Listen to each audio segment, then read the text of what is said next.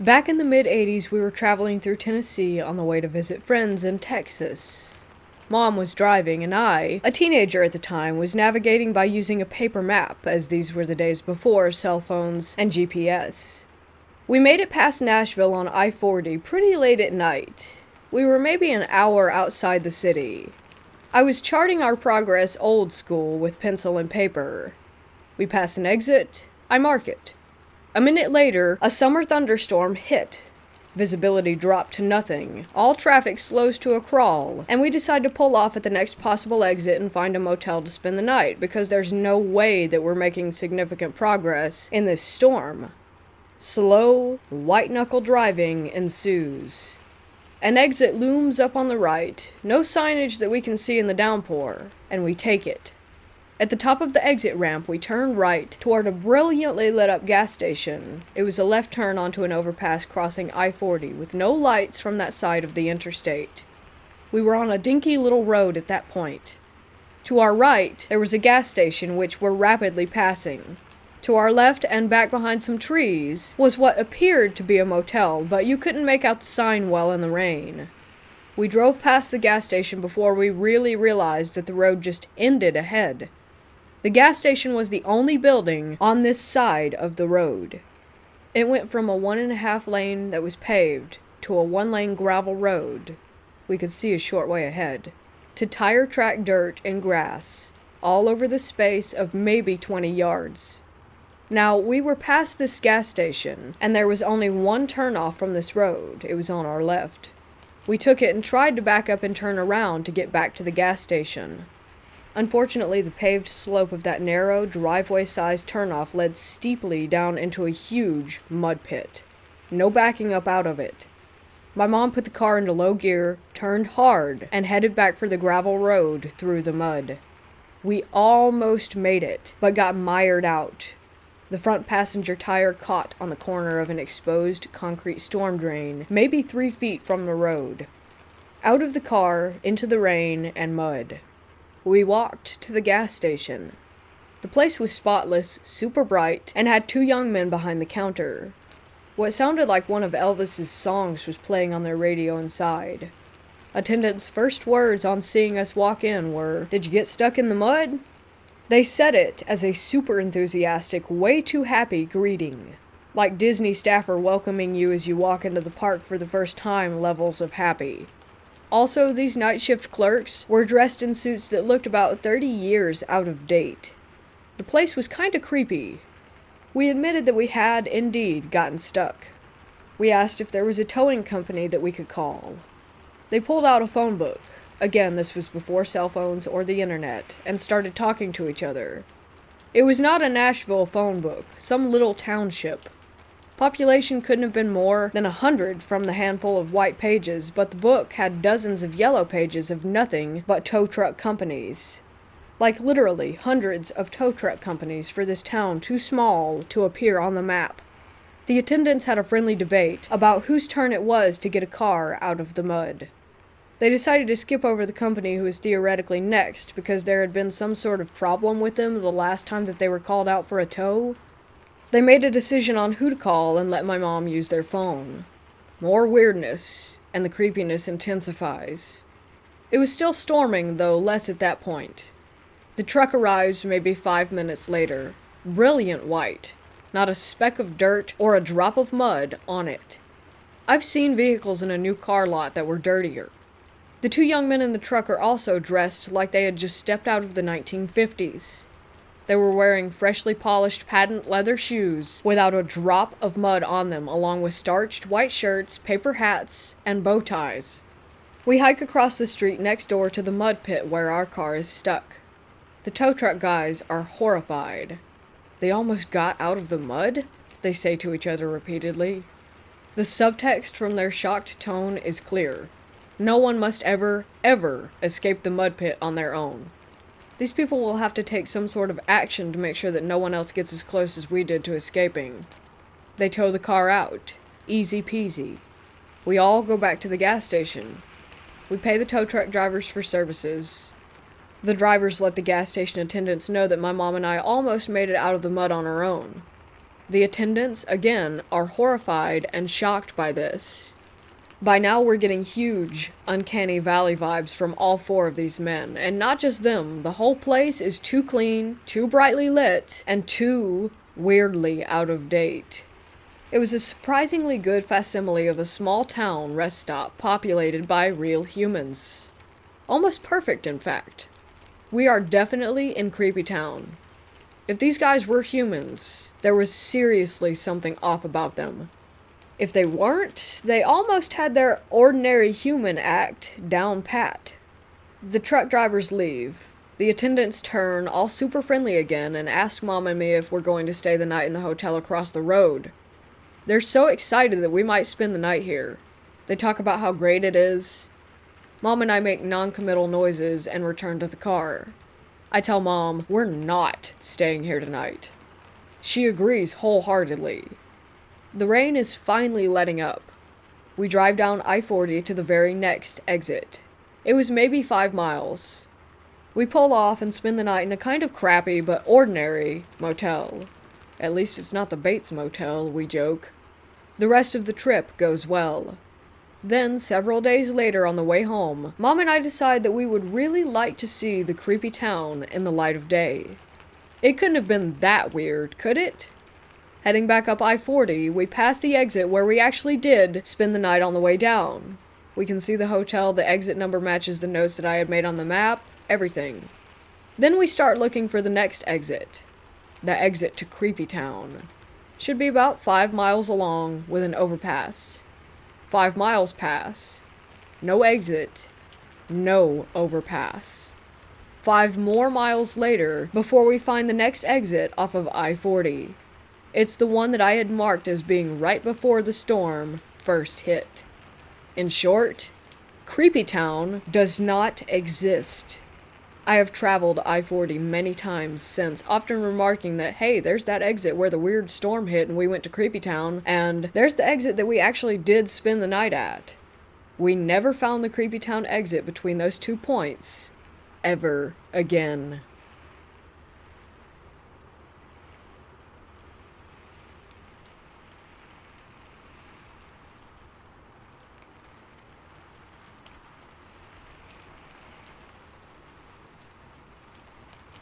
When I was a kid, I used to go to summer camp every year. It was one of the things I really looked forward to, since I loved camping. One year, I had a particularly weird experience that was one of those situations which was both scary and in some ways kind of funny when looked back upon years later. When I was 14, I was assigned to a cabin with several other boys, like in other years. A couple I knew from past years, a few I didn't. One particular boy was a guy named Wade. He was kind of off, in an almost but not quite nerdy way, like the kind of guy who liked to play sports but also liked D&D and would fire off random trivia. He was there with his fraternal twin brother, but because of some snafu on the part of the camp, they had been assigned to different cabins, even though siblings who were close in age were normally assigned to the same cabin, barring a specific request otherwise. We had bunk beds in the cabins, and each chose our bed early on. As fate would have it, I got the bottom bunk, and Wade wound up on the top. That night, when it came time for bed, we all turned in. I had a bit of trouble falling asleep, still being a bit wound up from getting to be at camp again. About 20 minutes or so after we'd all gotten into bed, the unmistakable sounds of a guy masturbating started coming from the bunk above me. Now, at that age I masturbated too, so I wasn't one to hold it against anyone else for doing the same thing, but Wade was, well, not really going to town, but he was making no effort to keep quiet about what he was doing. He went on for several minutes before rather obviously reaching his, climax, after which things got quiet again and I soon fell asleep. The next morning, after we were all up and making our beds, I noticed that Wade was the only one not around, so I made an admittedly crude joke to the other guys about how he'd really been having fun the previous night. The others all looked at me in confusion, and one asked what I meant. I commented once again about how Wade had been quote-unquote pleasuring himself rather loudly after we were all in bed, making a gesture of masturbating. Everyone still looked puzzled, and I said, "Surely at least one of you must have heard Wade getting his rocks off." After a moment, one of the other boys said that at the last minute, another camper in Wade's brother's cabin had canceled, and since a spot was thus available in that cabin, Wade had moved over there the previous afternoon. He'd never even slept in our cabin. Baffled, I looked up at the top bunk to see just the bare mattress, and glancing down to where Wade had dropped his stuff the previous morning, I noticed that his stuff was gone. I was now as confused as everyone else had been a few moments before. If Wade had never been up there, then who had been masturbating above me the night before? The other boys laughed and accused me of dreaming the whole thing. But when I later mentioned it to one of the counselors there, he grew quiet for a few moments before saying that there had been a story going around the camp for many years of a teenage boy who had drowned, and whose bed had been the one above mine. As the story went, his ghost supposedly haunted that cabin, but the counselor, like many other people, had always dismissed it as nothing more than a story told around the campfire, until now. Granted, I don't know that I hadn't actually fallen asleep and just dreamed the whole thing, just like my cabin mates had accused me of doing. I know it sounds absurd. Who ever heard of a masturbating teenage ghost? But it seemed so real, I'm sure that I was wide awake when it happened.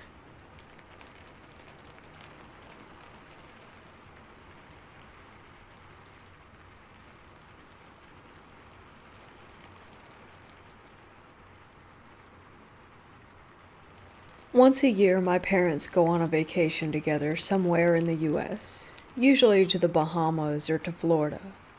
They leave me in charge of the house with my dog and like for me to check on my Nana, who lives in our basement. My dad likes to take part in this weird golfing competition with his friends, where if someone wins a certain amount of holes, they get to take home this creepy doll as sort of a trophy. I don't get why, but I guess it's just some running gag. Well, my dad won the competition, and he brought it home before he left. I'm not at all scared of dolls. In fact, before he left, I slept with it beside me as a joke. It was basically an old baby doll with a missing eye and a brown dress. I don't know the origin of it, and didn't really bother to ask. November rolls around, and my parents leave for their vacation. Everything goes normal for a while, but then things start to get weird. Because I'm the stereotypical little brother, I put the doll on my sister's bed, who's in university, and took a picture to send her as a joke. She hates dolls. So I leave the room with the doll still in there and head to my room just to send the photo and move on with my life. A few minutes later, I hear a massive bang. I jump, startled, and go to look out into the hallway. My sister's bedroom door has slammed shut. Now, our hallway has no opening windows, and there wasn't any sort of draft. Even if there was, that bang sounded forceful. A little on edge, I open her door and see that the doll has fallen face forward, even though I left it sitting upright. I thought it was weird, but brought the doll back into my room and moved on. That night, I'm sleeping normally in my parents' bedroom. I have to sleep in there while my parents are away because I need to keep an eye on my dog, and she refuses to sleep anywhere else. I wake up suddenly in the night, which is odd. I usually sleep all the way through the night. I check the time and see that it's around 3 a.m. This immediately scares me because I read that it's the witching hour. I glanced over at my dog, and she was awake too with her head up. Also strange. I put on my little puppy voice and ask my dog if she needs to pee, but she just stares back at me, then looks to the closet. I look to the closet too, and see that it's open even though I remember shutting it before going to bed. I quickly turn the lamp on and get out of bed to close the door. I don't even bother looking inside. My teenage brain still thinks a ghost is more likely than an intruder. So I get back into bed, scroll on my phone a bit, until I fall back to sleep. I wake up the next morning as usual to feed my dog, but when I go out into the hall, I see my bedroom door is open. I always close my door when I'm not in there. Now, it was still dark out because I have to feed my dog around 6 a.m. or she throws a fit. I look inside my room, turn on the light, and the doll is on the floor. I left it on my bed. I remembered last night and am now feeling paranoid. But again, I just put the doll back on my bed and leave, deciding just to have my door open. After feeding my dog, I went back to bed to sleep a couple extra hours.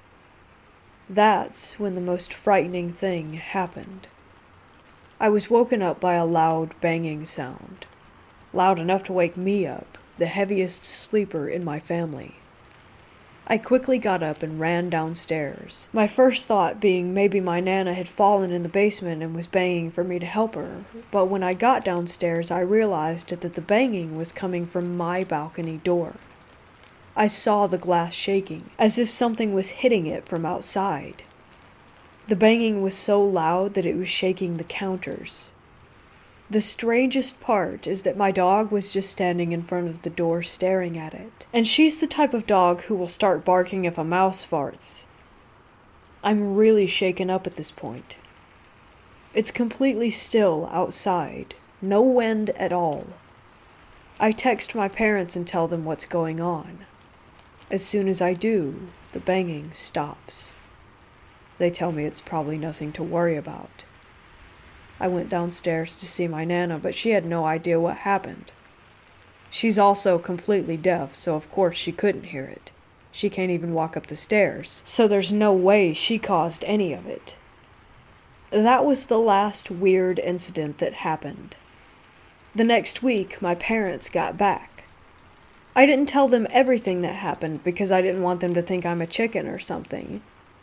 Needless to say, I moved the doll out of my room until my dad brought it back to his golf team. Nothing else strange occurred. I still have no idea what went on during those couple of days. I sort of wonder about the story behind that doll now, but I don't really know if I want to ask my dad.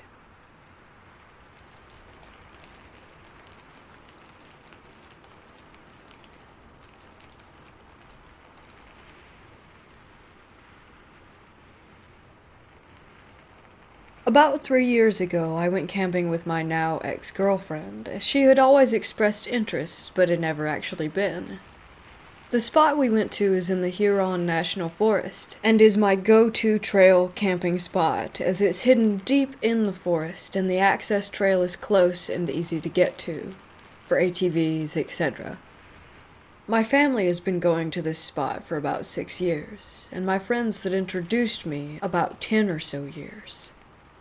We went for a weekend trip, and I'm glad we didn't go any longer. When we got there, everything was going well, except we did notice a group of people that were hanging out next to our campsite, but they were just stargazing, and soon they left. Then around midnight is when the weird stuff started to happen. At first it sounded like someone was laughing at us, but the laugh never ended, and got very high-pitched as it just kept going. After a while, we both got kind of scared and went into the tent to try and sleep, and that's when the laughter/noise moved up higher, and then started to circle the campsite. After a while of that happening, it just suddenly stopped, and then started again around 3 a.m. When it started again, the fire was going out, so I went to stoke it with my shotgun in hand, and turned on my flashlight to see if maybe I could see any coyotes or something around the campsite, but I didn't see anything or hear any movement. This went on until 6 a.m. and then stopped, and then finally we were able to get some rest. After we woke up, we checked around the camp and didn't see anything out of the ordinary, so we packed up. Once we were packed up and good to go, I tried to start my vehicle, and it was completely dead. That really freaked me out, as I'm always paranoid about leaving things plugged in that kill the battery and make sure that everything was closed. Yet somehow, the battery still died. I was able to get a jump from AAA. After that happened, I told my friend, who had shown me the campsite and also has a cabin in the same forest, roughly 25 miles away from that particular campsite, about what happened, and he got freaked out. He told me about 2 incidents. One at the campsite, and one at his cabin. At the campsite, he stated that one night after we had all returned from trail riding and went to bed, he stayed up to hang out by the fire and have a few drinks. While he was hanging out, he was just looking off into the distance, and saw a pair of eyes up in the trees looking directly at him. He described them as being bioluminescent. He flashed his high-powered flashlight at them, but there was nothing there. And as soon as the flashlight turned off, there they were again, looking right back at him. So he packed up and went right to bed. He didn't tell us because he didn't want to scare us. At the cabin, he was hanging out with his brother, and they were both just chilling by the fire outside, when again they saw a pair of eyes looking at them from a trail that leads into the woods. They stated that at the height the eyes were looking at them from, whatever it was, had to be 7 foot plus tall. They started shooting at it with their rifles, and the eyes disappeared, but once they were gone, they reappeared and were closer. At that point, they were both freaked out and got back into the cabin and did not leave until daylight. We have no idea what this could have been, but all felt very scared when these events were happening. After we talked about it, one of the brothers thinks it's a Wendigo. I don't really know what that could be, but I haven't been that terrified since.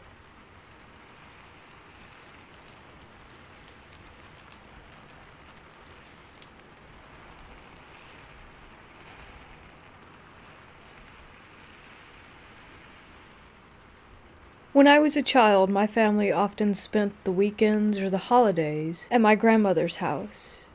As a typical traditional Malay house, the house was made out of wood and was quite huge. Not a surprise, since my father does have a lot of siblings, 9 of them.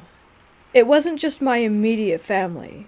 Most weekends or holidays, even my uncles and aunt would be there too, along with their family. Sometimes there would be around 50 to 70 of us inside that house. It was truly one of my fondest memories, where the entire huge family would sit together to have dinner or celebrate birthdays or whatever. One day, my grandmother fell sick. The doctor simply told us that her health was deteriorating since she was quite old at the time, but that she required no hospitalization. My dad and his siblings all made up their mind that my grandmother should stay with them. Every month, she would stay with a different one of her children at their house. I remember she stayed the most at my house, since it was the biggest at that time. I was happy, since she was a great storyteller and a great cook. In the meantime, my father and uncles hired a nearby neighbor to take care of and clean my grandmother's house every once in a while. Unfortunately, her health continued to decline. She told my father that she wanted to stay in her old home. At first, we didn't like the idea with her being alone in that house, especially with her declining health. After much discussion, my eldest uncle decided to build a house directly in front of my grandmother's house for him to stay in. In the meantime, they would rent a nearby house so that he or my cousins could visit her every day. My father and his siblings also agreed to hire a nanny for my grandmother so that she would never be alone. Fortunately, despite no one having been staying in the house for about 2 years, it was relatively clean. It had been almost a week since my grandmother returned to her own home. The weekend was coming, and my father decided to bring back the tradition of staying at my grandmother's.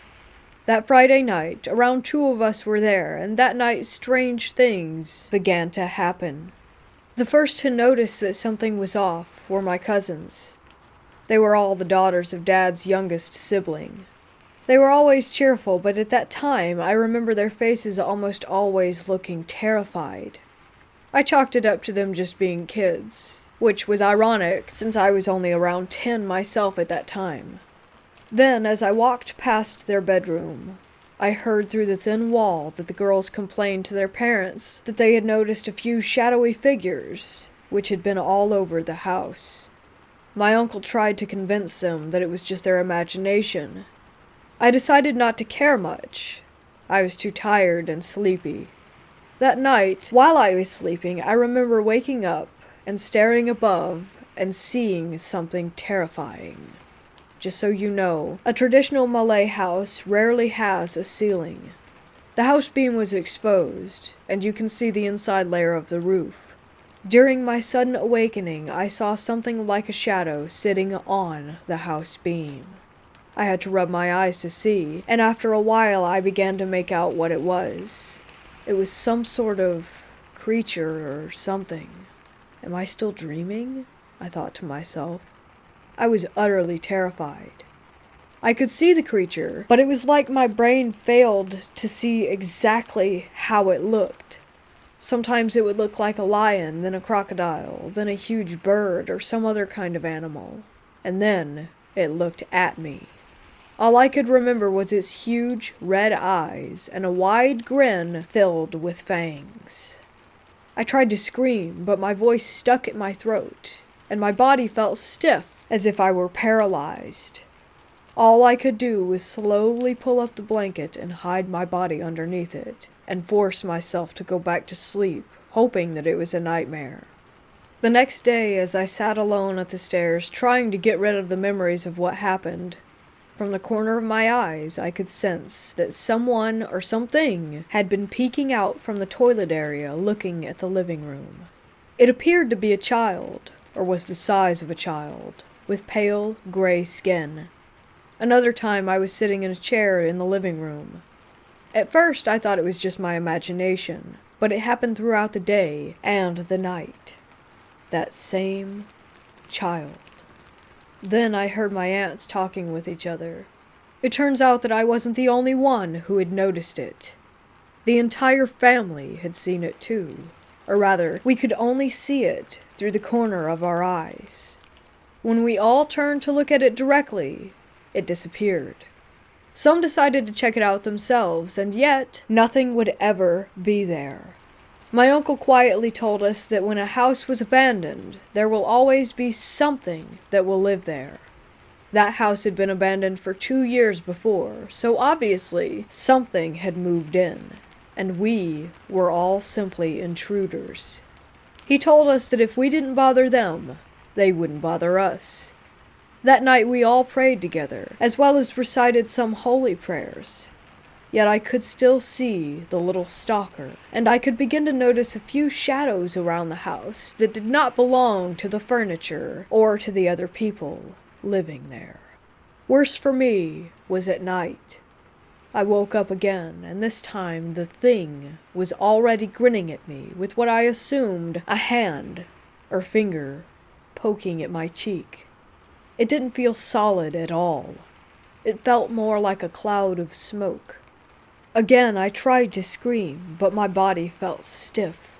Like before, I could only slowly pull my blanket to cover my head and force myself back to sleep. I never dare to sleep at that house ever again. Anytime we ever went back to my grandmother's house, during either weekends or holidays, I simply stayed at my uncle's house that was right in front of it. Yet every time I entered there, I could still sense the small figure poking its head out from the bathroom wall and the shadows that would be moving around. My grandmother passed away around 8 years ago, and since then we never have had reason to stay at that house. Now, the house was downsized while I was at university, yet it still has the original layout of the lower area. They only actually got rid of the upper area. I asked my father why not simply demolish the entire building. He then told me that even getting rid of the upper area was difficult. Workers were pushed by nothing, and electronics and engines would always malfunction. In the end, they decided not to touch the bottom area and just continue to use it as storage.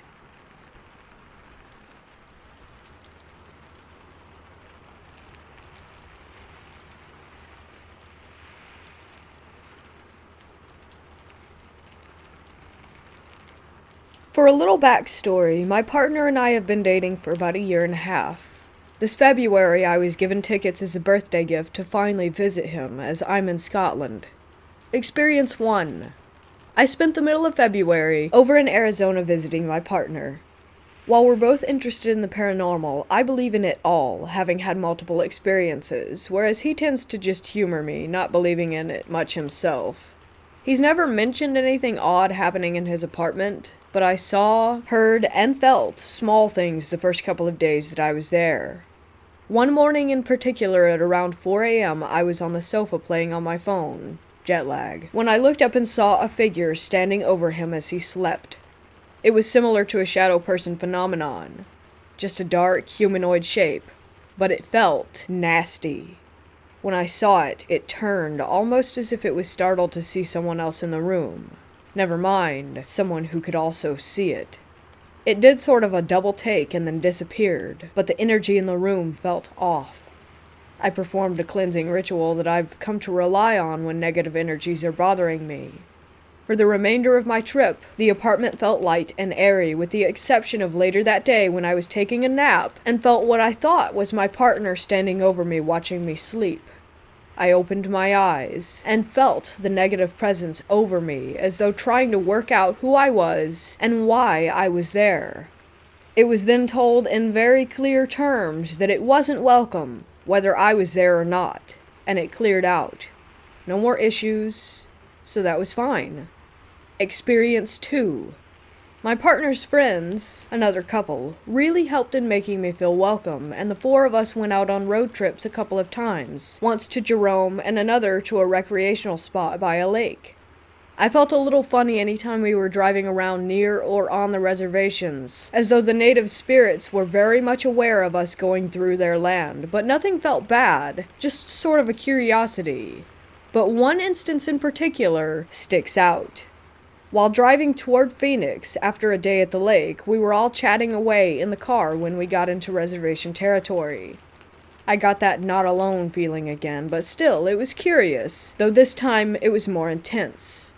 There was a lull in the conversation, and I was just admiring the landscape as the sun was going down, when in the middle of the center embankment on the road, there was a figure that suddenly appeared out of nowhere.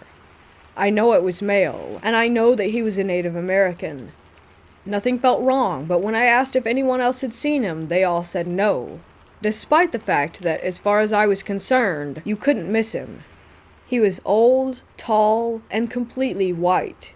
His clothes, hair, everything, with an aura of hazy light around him, simply standing and watching over the road. I don't know who he was, but it felt like he was watching over the people traveling through his land. It was comforting.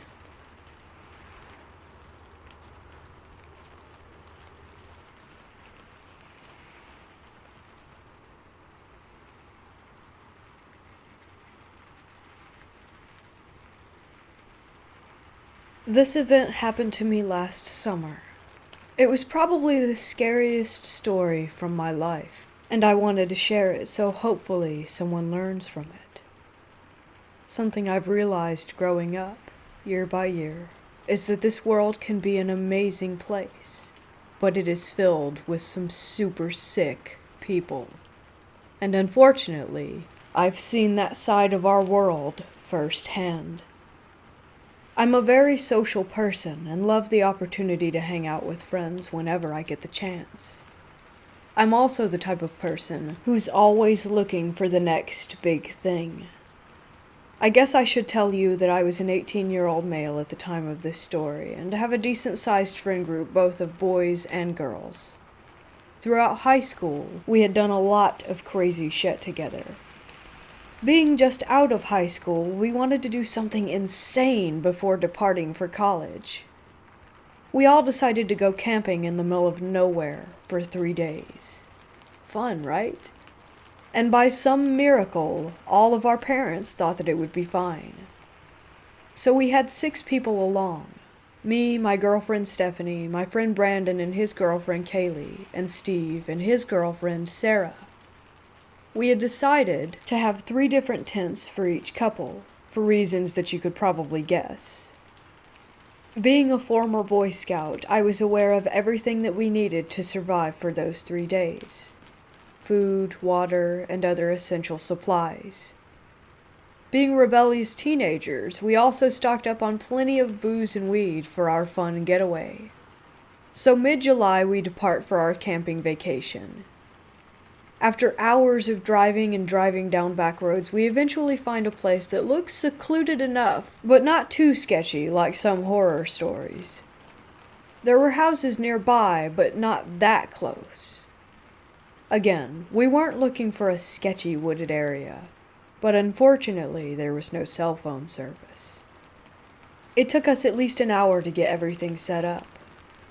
While the girls and Steve finished with everything, Brandon and I took a look around the camp while fetching firewood. We eventually came across a cool-looking trail. We weren't very concerned because there was a house within a mile radius, and we assumed that it was those people that used this trail to hunt, which was big in that area, or that animals used it. If you're wondering about our car, we drove a Honda Pilot, which was Steve's, that had plenty of room for us and our supplies. We parked the car rather close to the site, so we had our eyes on it at all times. The first night, nothing much happened. We rolled a blunt, drank a little bit, and called it an evening. The next day, we decided to explore the woods a little bit, but Brandon and Kaylee decided to stay behind to watch the site and spend more time together. We decided to go down the path that we had found. Around 20 minutes down the path, Steve spots a metal fence. We approach it to find a cemetery. The cemetery looked old, but there were signs of activity. And no, not some voodoo or cult shit or anything like that, like flowers and notes that people left behind. And beyond the cemetery, we saw a bigger trail that had tire tracks and a half-assed parking lot for the cemetery. We ventured down the path a bit more to spot some deer and then head back because it was getting late. That night, we really partied hard because we were about to leave the next day and didn't want to return with extra beer or weed.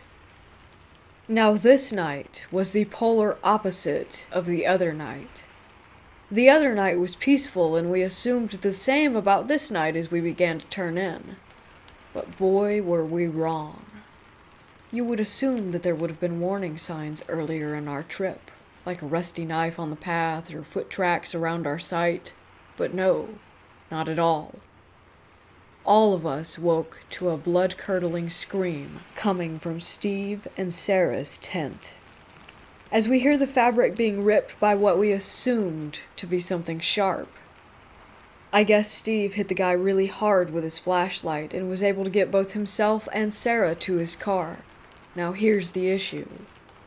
Steve's tent is closest to the car while the other 2 tents are closer to the trail. So to get to Steve's car, we had to get past whatever attacked Steve and Sarah. Luckily, all our drunken selves were gone because before getting into his car, he yelled cemetery and it clicked in my head. The trail on the other side. So I quickly grab Brendan, Kaylee, and Stephanie and start running toward the trail. I use my phone flashlight to help see. You might think, why would you turn your flashlight on? Well, last thing I wanted to do was miss the cemetery and be lost in the woods with the guy who attacked Steve. By the time we get to the trail, Steve and Sarah had noped the fuck out of there, and we could hear the guy chasing us, but from several yards behind. We were able to find the cemetery rather easily, and I hop over the fence first. When we all get over the fence, we notice that Steve had not arrived yet, so we all hid. Luckily, to our advantage, it was pitch black by the time I turned my flashlight off, and we all hid in complete silence. My heart dropped when I heard the metallic shaking as if someone were climbing over the fence behind us. The guy had tracked us down, probably due to the fact that Steve had yelled cemetery. We all stayed as still as we possibly could as we heard the ground crunch as the guy took slow steps. When in fight or flight moments, you're capable of a lot more than you would think, and your brain is put on some super high alert mode. As the guy approached, I realized I had my small Swiss Army pocket knife in my pocket.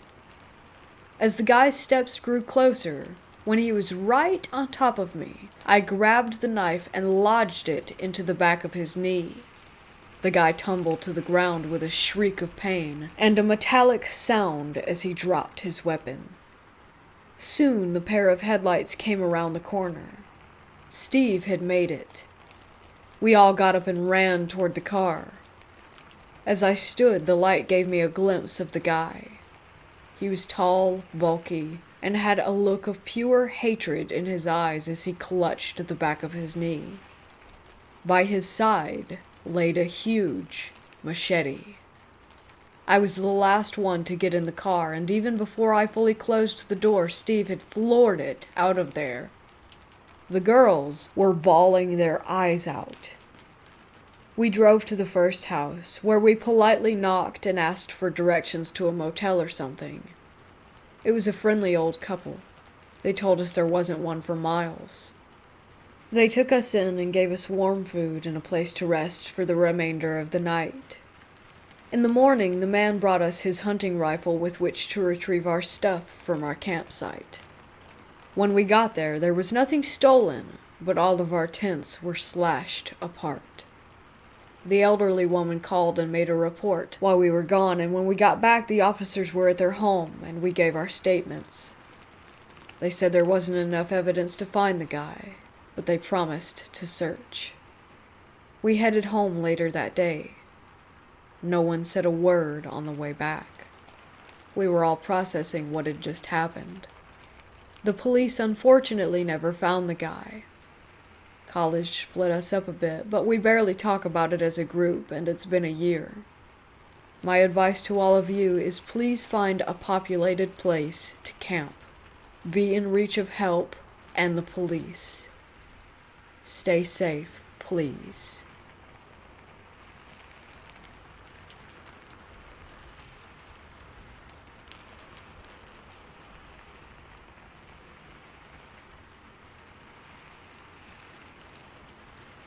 If you lived in Canada, then you know that there's a lot of countryside out here, along with forests.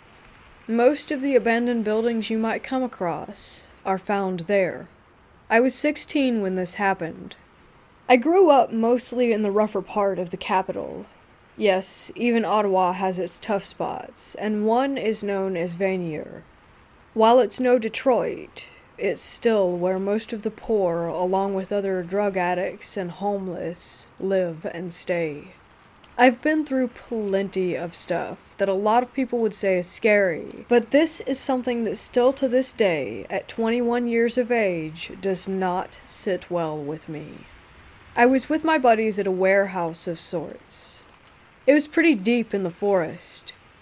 We were drinking and talking when one of my friends brought up the old story of a haunted farm near that spot. He went on about how the guy who got him in brought him there to scare the crap out of him. I want to add that when they went, he did confirm that his friend was the one who was messing with him, but he still said that something was off about it, so we started making jokes. And then I made a joke that got him really serious. I think I said something along the lines of, "There's a ghost in there with Betty White making a porno." He then looks me in the eyes and tells me, "No, something is messed up in there. I don't care what, but I felt it." Me being the jerk that I am, I joked about how he was being the wuss and that the only thing you really have to fear is fear itself. He then convinced me to go to this haunted barn. In retrospect, I should have just shut up right there and then. Next thing I know, we're heading to the barn. We get there, and it's me, my friend, plus this guy that I don't really know, but he was with the group. We walk in, the three of us. Me and the other guy start loudmouthing, right? Wild stuff like, "Hey Casper, what's poppin'?" and "First spirit that comes out gets bopped on sight." I'm not joking when I say that we get halfway in when these heavy doors shut on us. Those big barn doors, the old ones that took some effort getting them open in the first place, let alone having them swing closed like that. We go to push them open only to find out that they were stuck. So we immediately turn to my friend and start grilling him over trying to trip us up over some fake ghost crap, while Random that was with me starts turning on his flashlight on his phone. I'm asking where our mutual friend is, who I thought was helping him, until I noticed my friend is straight tearing up, which causes me to start freaking out. And I mean freaking out. I'm banging on the door, trying to get homeboy to help, while big homie is acting like a statue. I get a weird feeling on my shoulder. I start to freeze up, and all I hear to my side is scared, as if it were some kind of taunt. I spin around, seeing the same scene as from when I had started freaking. The guy pushing on the door, my friend staring off into nothing. As I'm asking if anyone heard that, the guy pushing the door starts spazzing, saying something in Spanish, I think. I grab him, telling him to calm down, while he's giving me this look like he just got shot. I'm sitting there trying to snap him out of his funk. Then my friend starts ramming into the door over and over really hard. I thought he was going to hurt himself. It was dark. I can't tell exactly what was being thrown around, but I can tell you that a lot was going through the air. We just started hearing crashes from all sides. I even got hit with something. I still have a scar to this day on the left side of my chin and my left shoulder. Then, the screaming. It was like 3 chicks were getting cut up. It was awful. I won't lie, I'm not going to act tougher than I am. I started passing out for the first time, being the most bizarre feeling.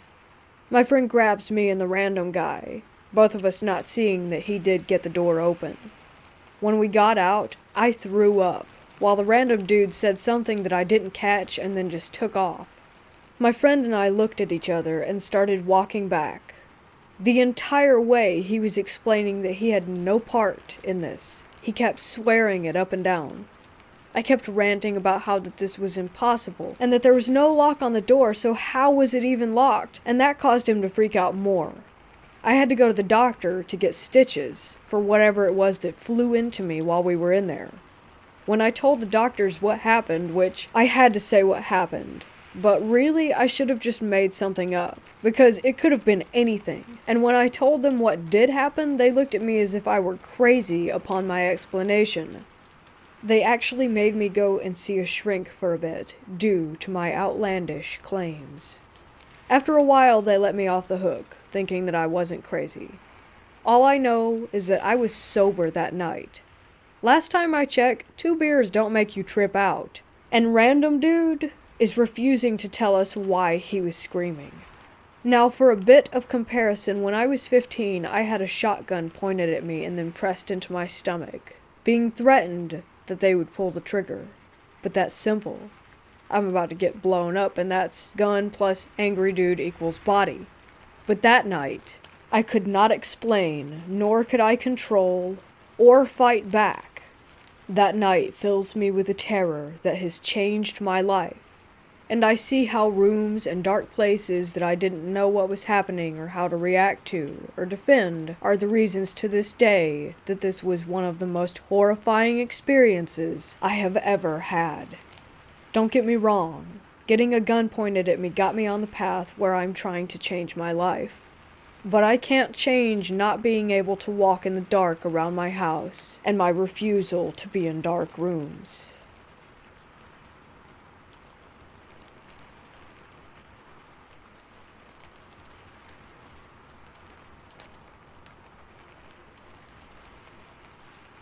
This isn't my story, rather that of my parents and 2 incredibly close family friends.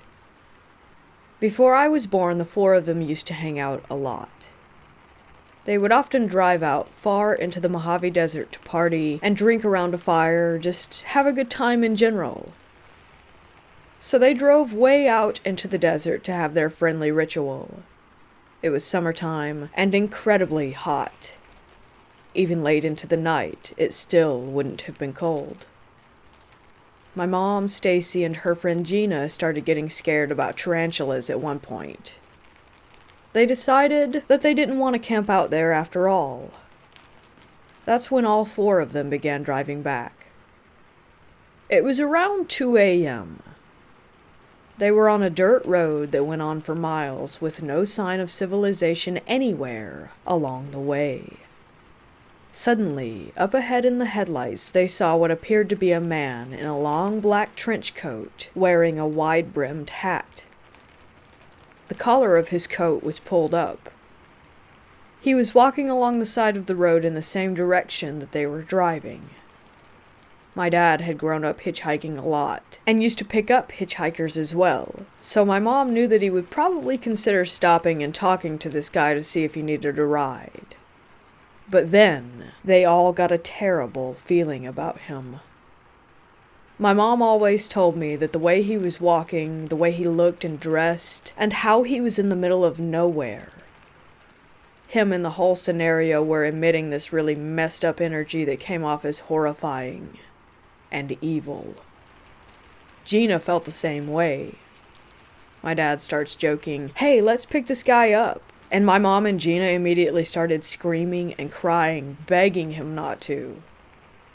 They were in the back seat. My dad was driving, and their other friend Brad was in the front passenger seat. Gina even started punching my dad in the back, yelling at him not to stop. I guess my dad slowed way down as they passed, and they all turned to look at him as they went by. However, the moment the nose of the car actually passed him, he was gone. It was as if he disappeared into thin air. It wasn't as if there were rocks or trees for him to hide behind either. The weirdest thing of all is that I grew up hearing this story from my parents, but living very far away from their friends. When I was very young, we moved up north and they lost touch, even though whenever we would come back to California to visit, we would always get together with them, and it would be as if nothing had changed. I moved back here to California as an adult, and I work for Gina now. One of our first conversations when I came back was about the Hat Man. She brought it up, not me. And she told me word for word the exact same story that my parents had always told me. To be honest, I've always secretly feared yet been simultaneously intrigued by this entity because of hearing this story. Of course, now I've seen so many others online to compare it to that I am more fascinated than ever.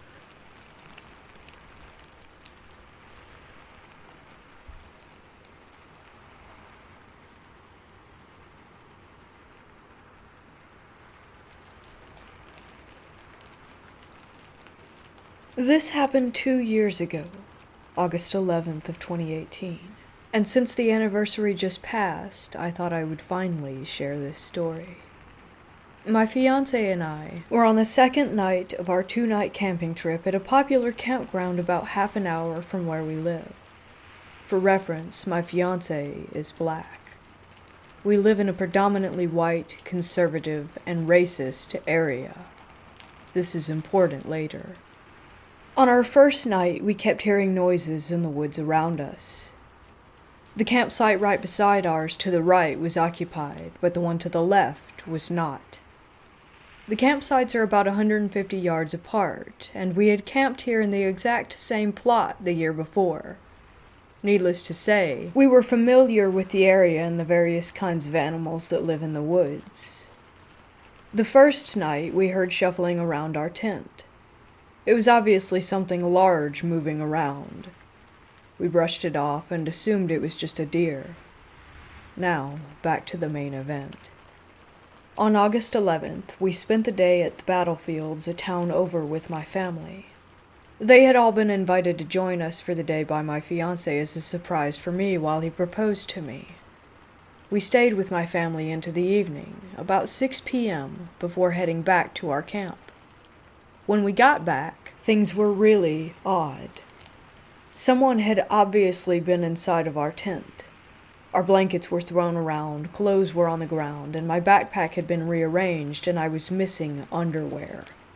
But hey, we were stupid 19-year-old kids and decided that since whoever had busted in had left and hadn't taken anything important, that it was fine and they wouldn't come back. So we set up a campfire and set out until it was dark, roasting hot dogs and s'mores, smoking cigarettes, and celebrating our engagement. Around 9:30 p.m. we put out our fire and decided to go into our tent for the night to celebrate a little more. Nothing too loud or obnoxious. Immediately after we finished, we started to hear the noises outside of our tent again, but this time we focused in. We heard clear footsteps and at one point, a man whispering. We looked at each other and our eyes got wide. Someone was definitely walking around right outside. We were still and completely silent, just listening to the footsteps, and we heard whispering again. Make that 2 men walking around our tent. As if we had telepathic abilities, my fiancé said, "I have to go to the bathroom," and I agreed. The bathroom was up the hill from our site. Most people who were in lower sites like ours drove their cars up to the bathroom. Now here is the part that I still get chills to think about. We got up and were getting dressed. My fiancé had just turned on the light in our tent when a man spoke directly to us from right outside. "What are you doing?" he asked. I can't even describe how malicious and menacing this voice sounded. It was clearly directed at us, and he said it with a snicker. He was watching us through the walls of the tent. Allow me to reiterate that we were stupid 19-year-old kids. So we decided to just make a run for it to the car. My fiancé grabbed his pocket knife and his keys and stepped outside. He pulled me with him and we ran like hell. I heard the footsteps running behind us, and then turning and running up to another campsite. At the bathroom, we talked over our options.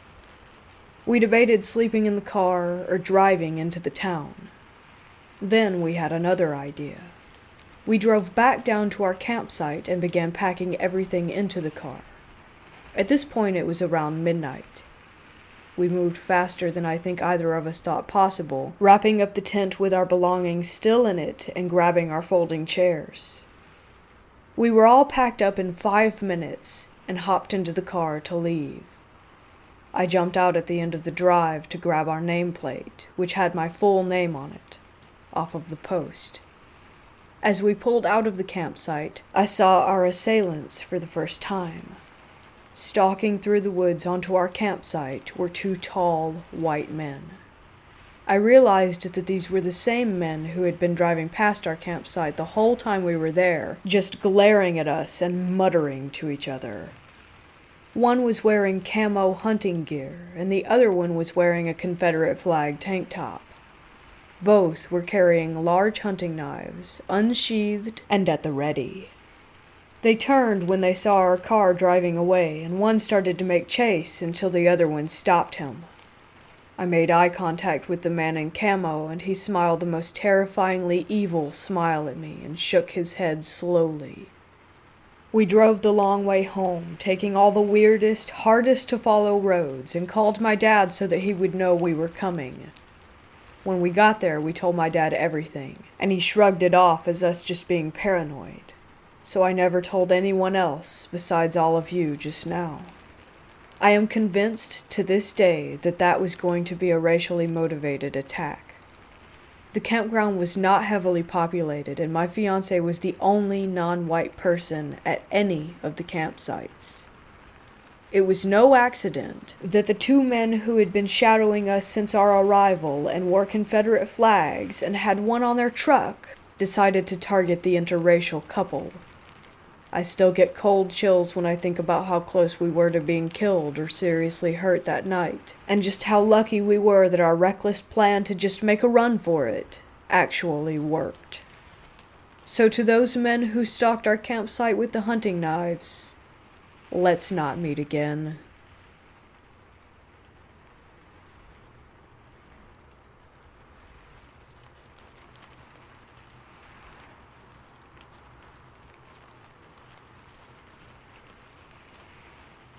This story takes place during the late summer in the 1960s in Iowa in a very small farming community. My friend's great-grandpa, Bob, owned a farm out there. He had acres of corn, wheat, potatoes, etc., but corn was his main crop, so he had a huge cornfield. It was around 2 a.m., and his grandfather couldn't sleep, so he went outside to get some fresh air.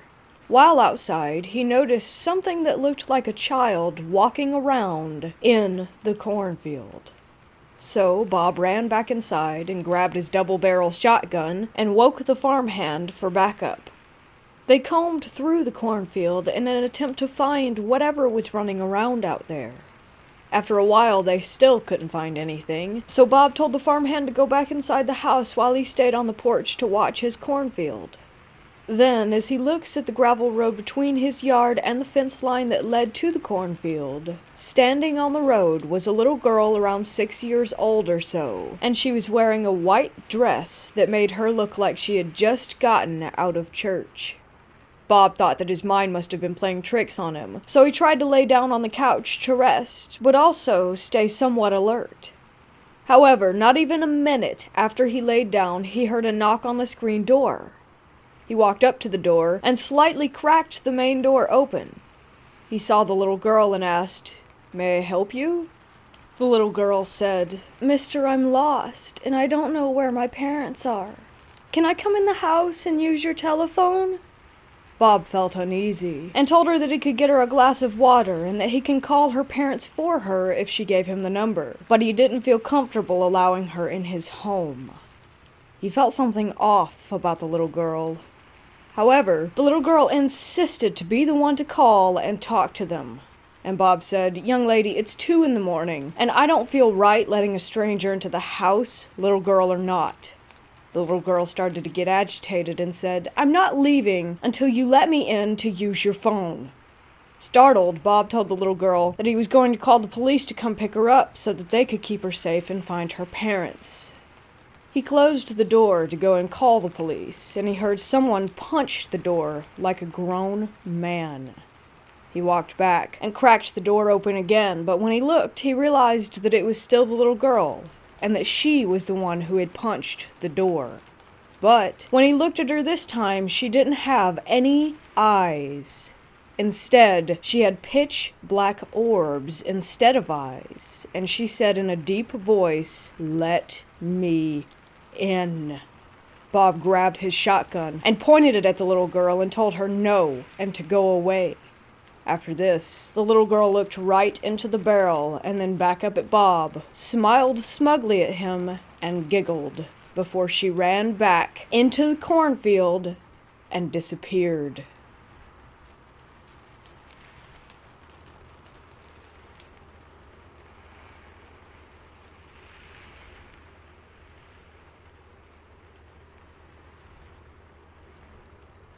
A couple of years ago, me and my pops decided to go on a road trip. It was very out of the blue.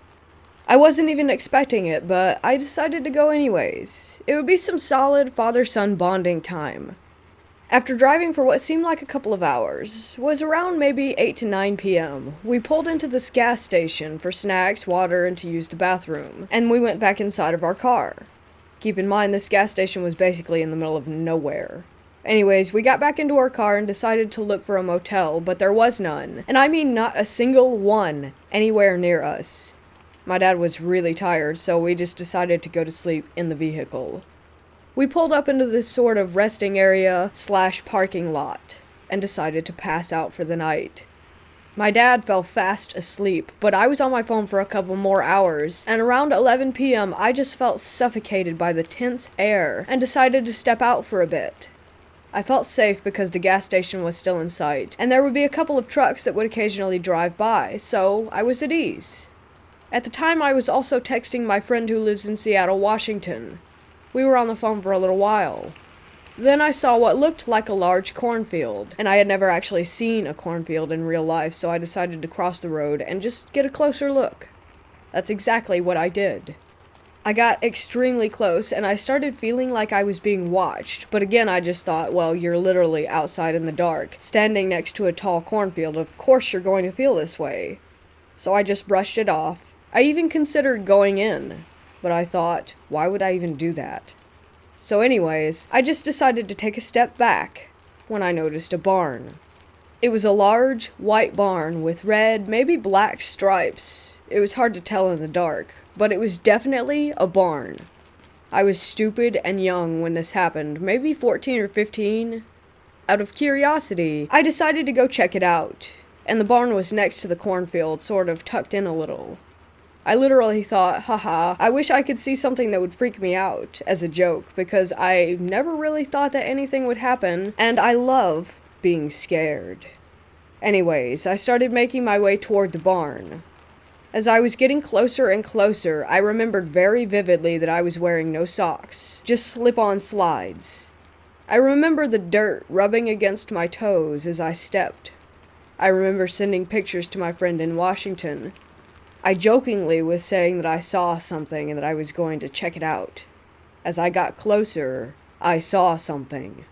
It was behind the barn, but sort of off to the side, like how when someone peers around a corner. I thought it was a bell. Literally, I assumed that it was a bell attached to the corner of the barn, so I just walked a little closer. Even as I'm writing this, I am getting goosebumps. I walked closer and saw the head of someone or something just peering around the corner at me. At that moment, I just straight up froze. My fight or flight was out of function, because there I was literally seeing someone or something peering at me. After about 5 to 10 seconds, the noise that Snapchat makes when you get a notification snapped me out of it, and I just ran as fast as I could across the road to my dad's car and got in. I felt a sense of relief wash over my body. Somehow my dad was not awake. Me gasping for air wasn't enough to wake him from his deep sleep. I really considered waking him up and telling him what I saw and that we had to leave, but he would just assume that I was joking or having an episode. Which sounds dumb, but he's assumed that before, since he never has believed in anything paranormal or anything out of the ordinary related. I took deep breaths and just texted my friend telling her what I saw, and even she didn't believe me. I don't blame her. And I wouldn't blame any of you either. Sometimes I have a hard time actually believing what I saw. But I know that it was real. I was sober and fully aware. But from the bottom of my heart, the part that disturbs me the most is that whatever was peering at me from around that corner was very tall. At least 7, maybe 8 feet tall, and every time I think about this, I get a sense of dread and paranoia. I haven't told any of my family or my dad, but if any of you have a clue as to what I might have seen, please let me know. Again, I wasn't hallucinating. This was before I even figured out anything about psychedelics or drugs in general. Please let me know if you have any ideas or info. Also, it probably sounds fake because if someone came to me telling me what I'm saying, I would also just rule it out to be fake. But please, I've been trying to piece it together for the last couple of months. I was sort of 50-50 on paranormal encounters, but after that experience, I believe. I believe in walkers to wendigos. I believe in ghosts to La Llorona. It has changed me, knowing what's out there. And everyone wants to believe, oh yeah, ghosts aren't real. But I feel like they are deep down. We know that there is some messed up stuff out there in this world. And I happened to encounter something.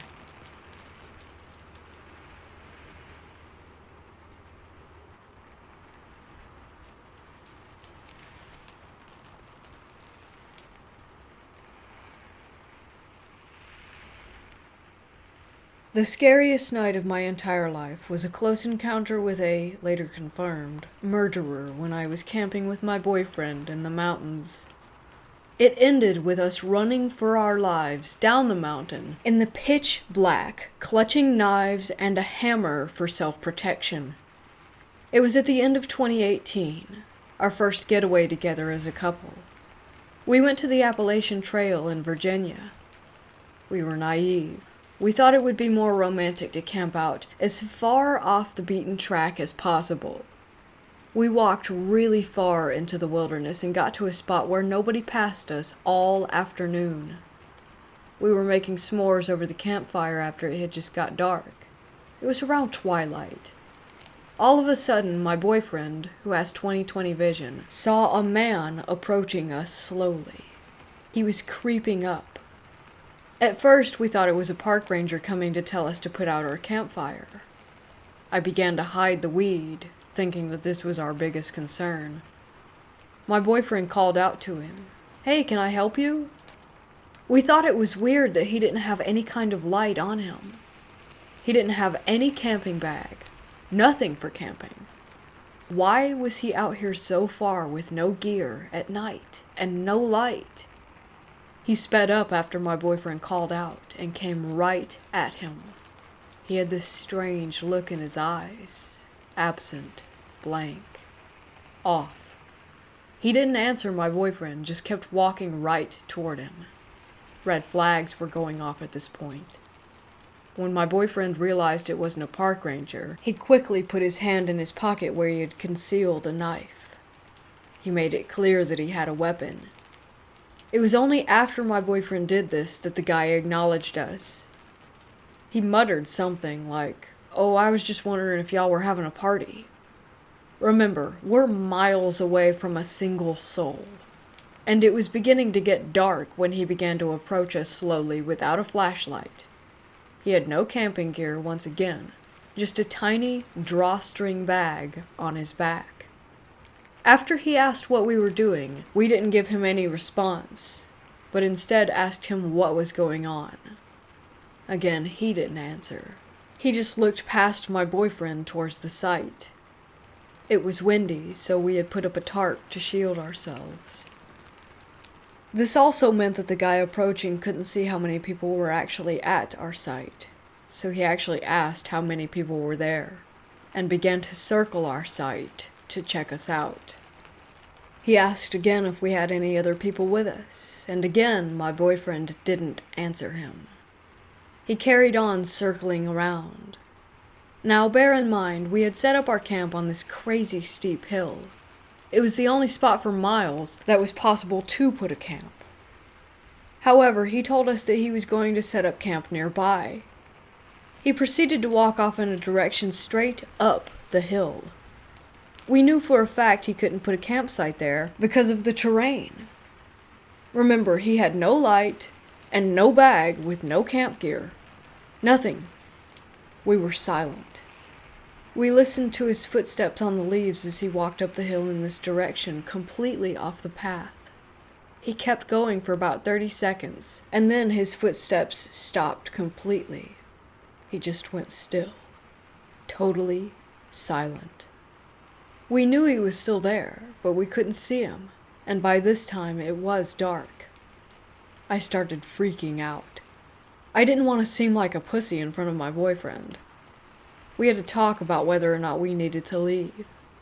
My boyfriend handed me a knife and said that if anything were to happen to him, I should run. When he said that, I knew that it wasn't just me freaking out unnecessarily. He said we needed to get out of there, and to just grab essential items. I was terrified that he was about to shoot us dead. Later on, when I told my boyfriend this, he said no. This was the type of guy who'd probably prefer to stab his victims to death. We began to walk/run down the trail in the pitch black with our lights off for at least a mile. My boyfriend looked back to see him staring at one point. He ran behind me to protect me. This experience has stayed with me. I still can't think of a rational or non-menacing reason why that guy was there that night. I've tried. Now again, this was at the end of 2018, but my boyfriend, now husband, and I were remembering it last night. I decided to type into Google if there had been any murders in the same place around the same time. There were. A few months after our incident on the same trail, an unhinged man with crazy eyes approached some hikers at twilight as it was getting dark. He behaved in a deranged and aggressive manner before stabbing a man to death with a 17-inch knife. A woman that was with him ran for her life down the trail. Finally, she raised her hands in surrender and he began to stab her. Somehow, she managed to get away. The killer carried on wandering the trail and shouted out to other campers to give him a flashlight. They didn't, thank goodness. All of those details were the same ones as the guy who approached us. Same age, same deranged eyes, same lack of flashlight, same time, twilight, same look, same place. The more articles I read, the more I realized this psychopath had been roaming the trails harassing hikers for a while. A few different people had reported him, not just us. Apparently, this erratic and violent psychopath was well known to law enforcement along the Appalachian Trail. His name is James Sovereign Jordan. We got lucky. It could have been us.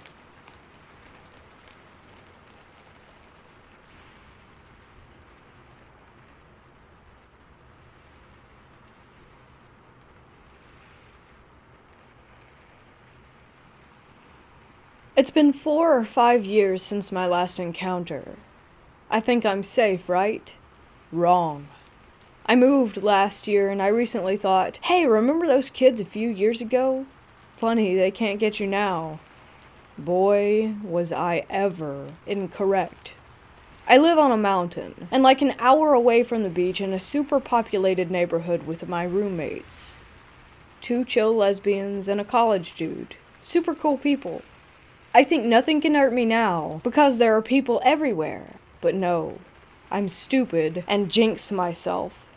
I was home 2 days ago. Class was canceled, and the dude of the house was home too and taking a nap. I'm in the kitchen watching Netflix and doing homework when there's a knock on the window. Obviously, this is weird as hell, but I have weird as hell friends. Maybe one of them are trying to scare me. I brush it off and continue what I was doing, and then it happens again. Once again, I brush it off because maybe it was the snow if it wasn't one of my friends.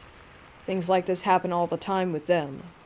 Well, it goes on for about 10 minutes, and I'm kinda starting to freak out. My friends don't have this much patience. I go to Charlie's room, the guy, and wake him up. I'm not the one that's usually riled up, so he's concerned too. We both go to the window. I have my phone out with the camera and 911 within a touch, and Charlie has a bat. We look out the window, and no one is there. After a minute, we calm down and go and sit in the living room. Charlie's mom is a cop, so he says he'll tell her about it later. We think we're okay, so we chill and watch TV together. 30 minutes later, the doorbell rings. I go and open the door. At first, I don't see anything. Then, down on the bottom of the stairs of the apartment, I see 3 young boys dressed in black hoodies, jeans, with brown or black bangs. At first I didn't move, I was frozen in place. Then Charlie asked who it was, and I came to my senses and got a good look at the kids, then slammed the door shut behind me. I started bawling, and I mean sobbing. I had no clue what to do. Charlie's freaking out because I don't cry, especially in front of people like that. He ran to the door with the bat that we have on the windowsill and looked outside. He saw them too. He started freaking out because he didn't know what to do, so he started yelling at them to leave. He said they started smiling. I was crying even more now, and he was still screaming, and I think the neighbors wanted to call the cops. Now think about this. He didn't know what they were. He thought they were normal kids that had scared me. He didn't see their eyes yet. I started yelling at him to go inside when I hear a bunch of footsteps running up the stairs, and Charlie screams and runs in. He's telling me he saw their eyes, and that they were black, and now we're both freaking out and grabbing kitchen knives. Eventually we calm down and look outside again. No one's there, but we can see a group of kids past the complex with 3 that we think might have been the BEKs. I told him about the other thing that happened to me, and now we're scared to be in this house. We told the other roommates, and they thought we were high or something, so once again, no one believes me. This happened about 3 days ago, and I've been on edge ever since.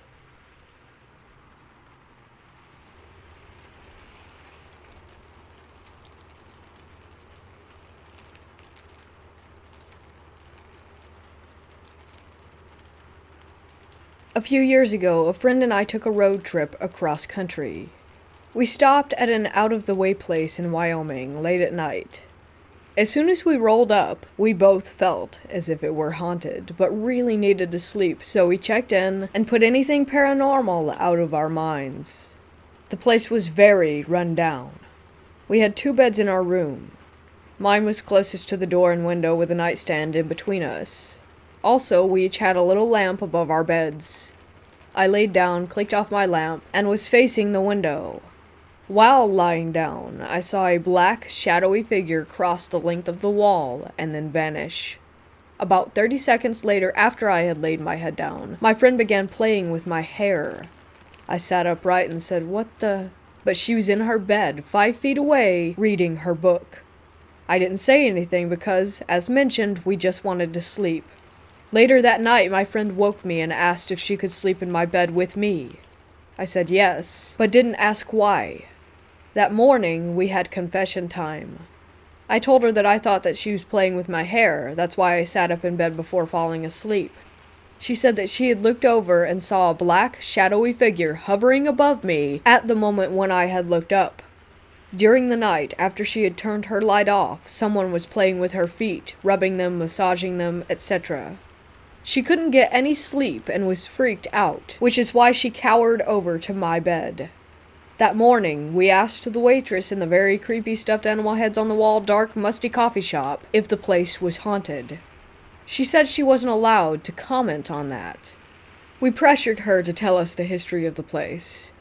She told us that the hotel used to be POW bunkers, where the Chinese had been held or something like that, around World War II.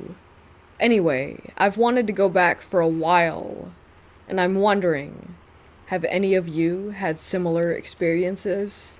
The hotel was in Wyoming, well off the beaten path.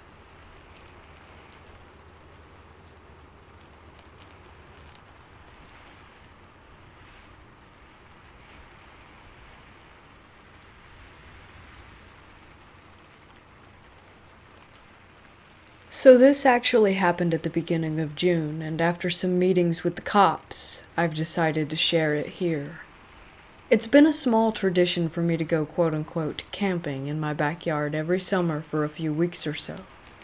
Our yard is 6 acres, and part of it is a small wooded area next to our pond.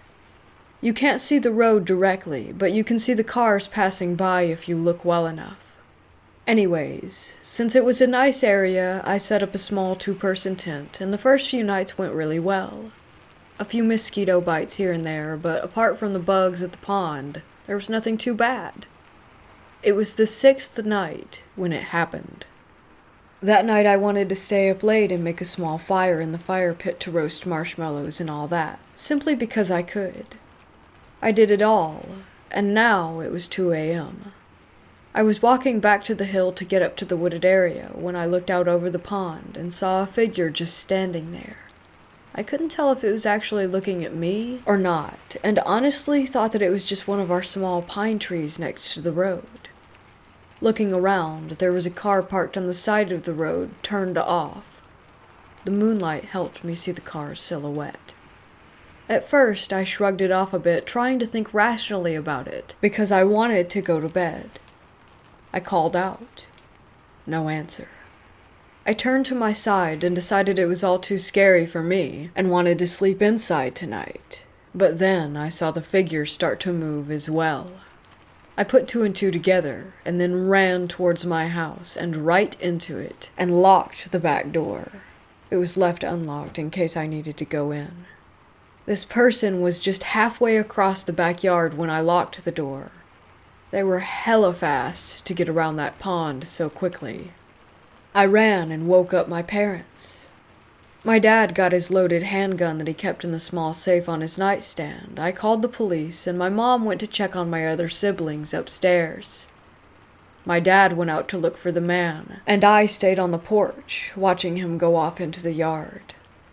By that point, I couldn't see the man, or see far enough to know if the car was still there or not.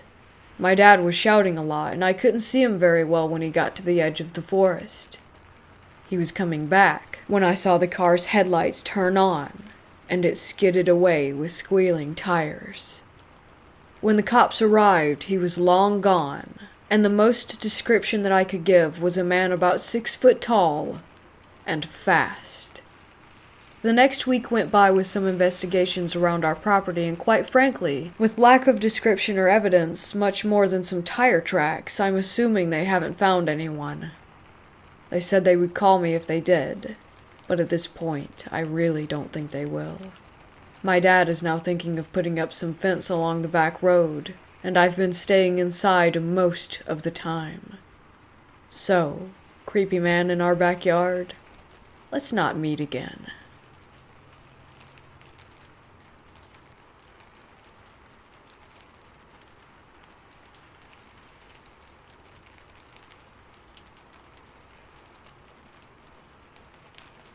When I was 3 years old and living with my mom at the time, we bounced around a lot from house to house.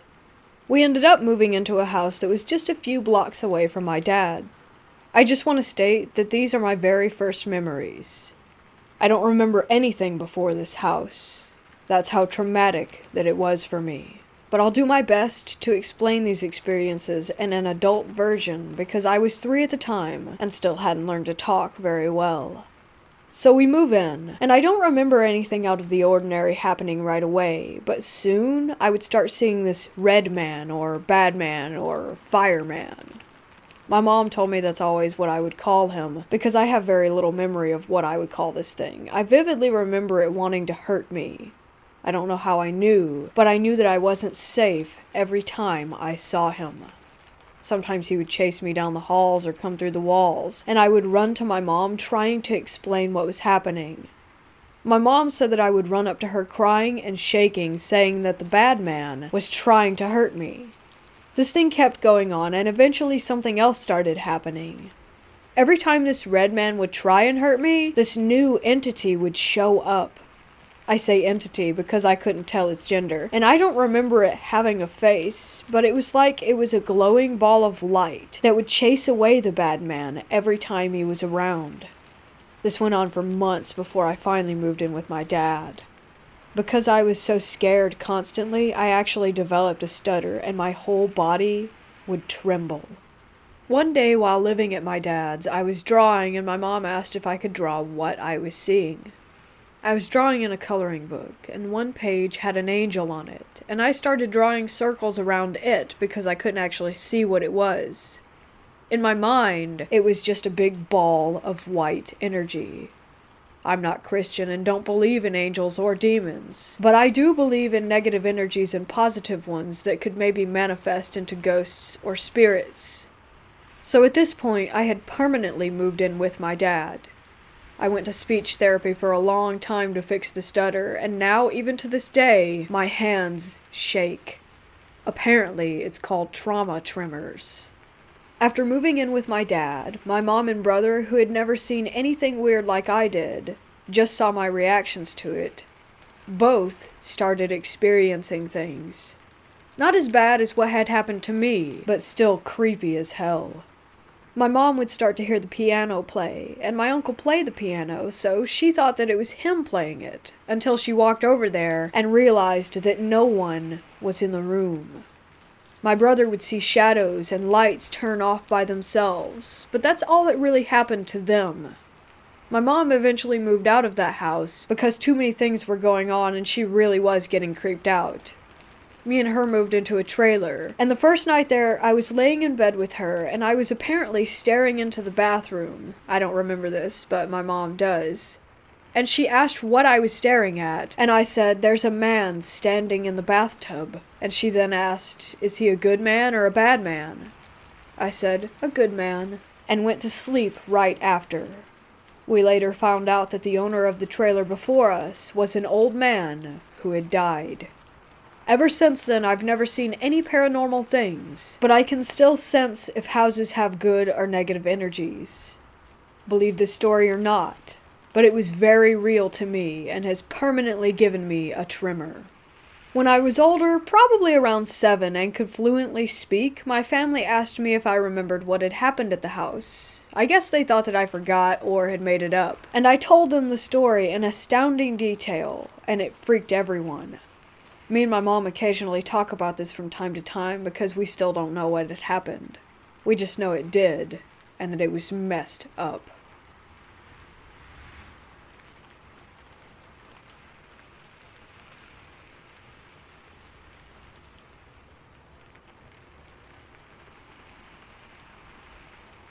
I had a weird series of encounters as a child in my hometown that I have since moved back to, and I just chalked it up to sleep deprivation mixed with having a vivid imagination. This first one happened when I was really little. I'd say in 2004 maybe, 2003? I suck with dates. This was one of the first experiences that I had, and it's pretty fuzzy. All I really recall is being at the top of a flight of stairs and jumping down the whole thing, almost as if I could float down. I looked back on this one and I thought that maybe I had fallen down the stairs and just didn't remember. But in that case, I would have gotten a ton of scrapes and bruises because it was a big wooden staircase. Likely not related to the other experiences I had, but still, weird.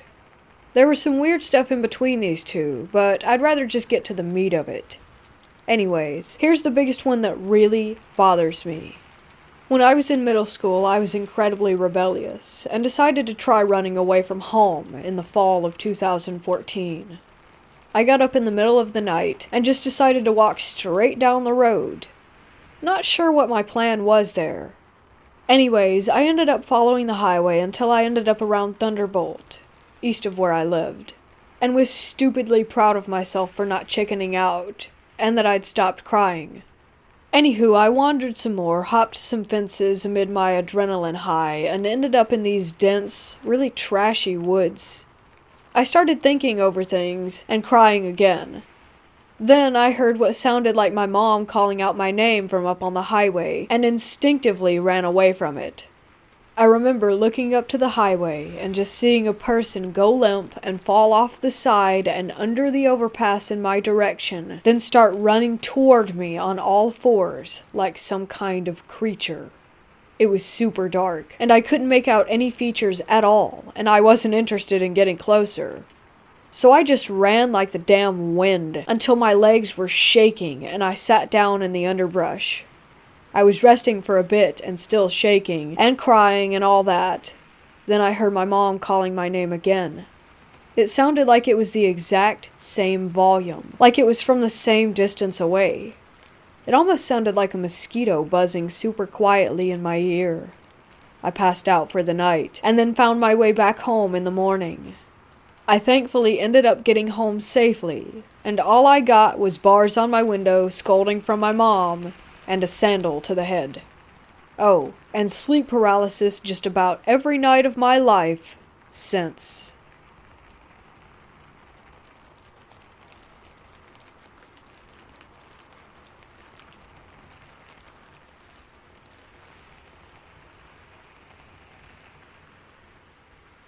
My first visit to this hospital was in 2018.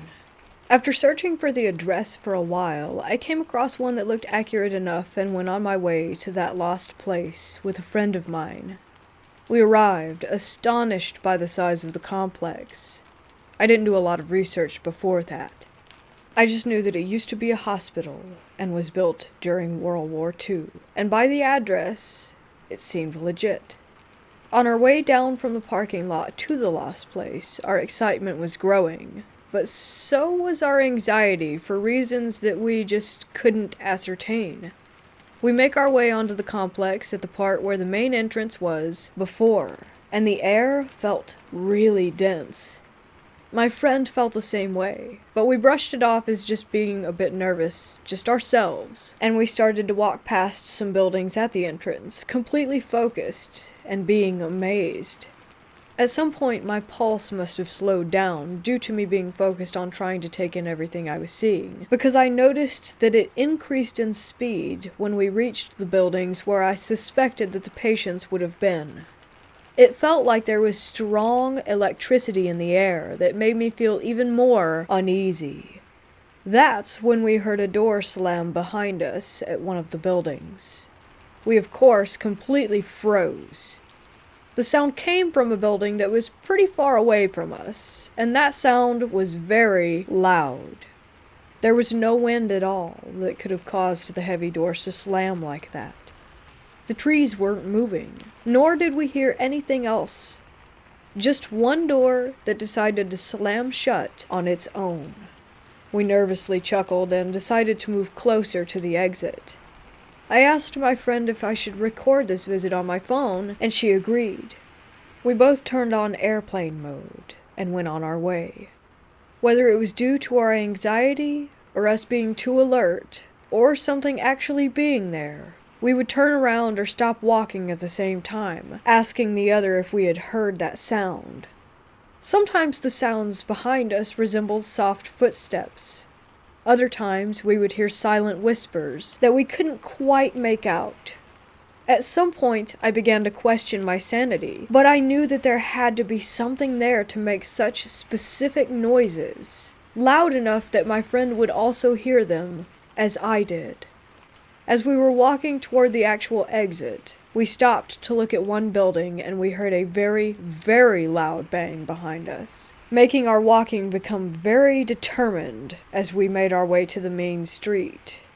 The bang was accompanied by other sounds that we couldn't define back then. Fast forward and both of us are at my place. We grab individual headphones and start to listen to the recording. And boy, was that some weird stuff. We both enabled plane mode before I hit the record button, but there were so many disturbances in the recording, distinct sounds like someone coughing, whispers, with clear vowels, that we couldn't quite make out the full words to. A woman's voice going, shh, breathing, and bleeps. I have to admit that we were freaking out a lot.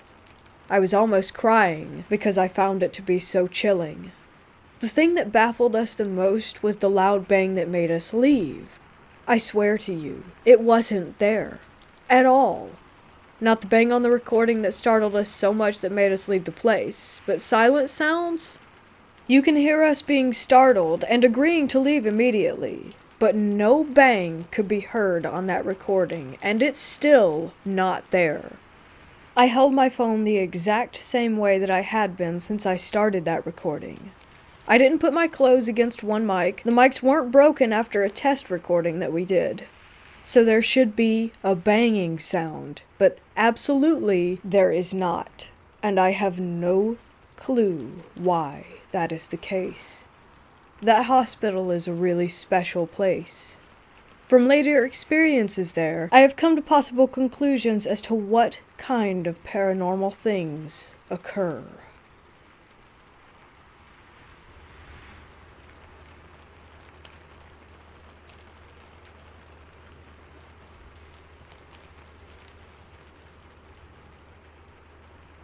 "10 years ago, I was a stupid 18-year-old kid who was living with his parents in Flagstaff, Arizona. We moved almost every 3 years due to the nature of my dad's work, so I got to see most of the country. It was a Tuesday in November. My mom said that we were packing up the apartment and moving to Seattle for what was going to be another year and 2 months. I had a small 300cc motorcycle at the time. I think it was a V-Star, but I could be wrong. And decided to hook up a GPS and use the time to go on a ride across the West Coast. My mother didn't like the idea, but I knew that I would be safe due to personal experience and knowing when and when not to ride. Besides, it would be a 3-day trip and I would get to see all sorts of neat stuff along the way. I notified my job that I was going to transfer, threw on my saddlebags, and a day later was on the road. I made it all the way through western Nevada in order to avoid LA traffic, and stopped prior to taking the I-5 into California. That evening I stayed in a Days Inn hotel. After breakfast and a talk with the locals, I crossed through Reno into western Cali. From there, it was only 4 more hours until I reached Oregon. Luckily, I had time to spare, so I wanted to take some back roads and discover what this dank, damp state had to offer. It was fall, and there was a deep chill in the air. Riding through it sent shivers down my spine like nothing else. November's weather in Oregon is almost identical to that of Pittsburgh during that season. It makes you want to curl up into a ball and sleep for a decade, only to wake up and repeat the process all over again. Eventually, I got tired enough that I wanted to find somewhere to stay, and managed to see a sign advertising a Green Hills hunting lodge on the side of the road. It was accompanied by a long, steep hill that took me what felt like an hour to climb. Then, when I reached the top, I was greeted by a large and gorgeous cabin that looked like it was specifically made for weddings, like something ripped out of a fairy tale. Bewildered, I parked my bike, took off my bags, and threw a tarp over it, which was secured to bungee cords. I walked inside and met a Korean woman who was working the front desk. She spoke perfect English, but had a very distinct accent in which she explained to me that I could choose my room due to an abundance of vacancy. Cool, right? I chose room 31, as the entire building was all on one floor that evening. She handed me a key with the tag 31 attached via a keyring and tells me to have a good night. I throw all my stuff down and head to the bathroom to wash up after riding for an entire day. The room itself looks like a cabin and is absolutely gorgeous. The floorboards were all real wood, and even the shower had the same natural wood as the tub surrounding it. I take a shower and then head to bed, and realize that the mattress is incredibly comfortable and make myself cozy, only to realize that something is off. It's not something obvious, but I knew that there was some sort of oddity about this place. I push it to the back of my mind and fall asleep. The next morning, I wake up to find that the walls went from a natural brown to a deeper gray, as if they were stained overnight.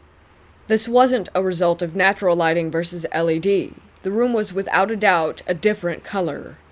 I shrug it off and get all my stuff together, making sure that everything is still where I left it. I head out of the room to find that not only had the walls changed color, I was on a second floor that previously didn't exist. The light from the morning sun wasn't permeating the windows of the cabin, and there was no one in sight. I started to freak out, nearly having a panic attack because this wasn't right. Thankfully, there were stairs that I dashed down as fast as I could and made my way to the front desk and rang the bell once, twice, 3 times. I was breathing heavy and knew that I had to get out of there.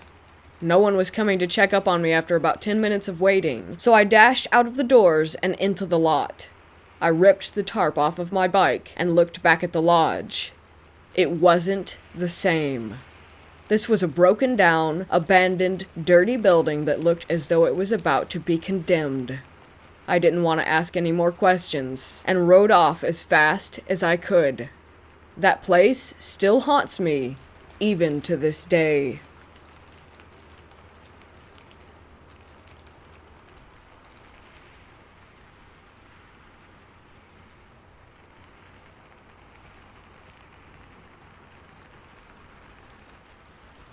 My family has a camping timeshare, and we used to go there for weeks at a time in the summer.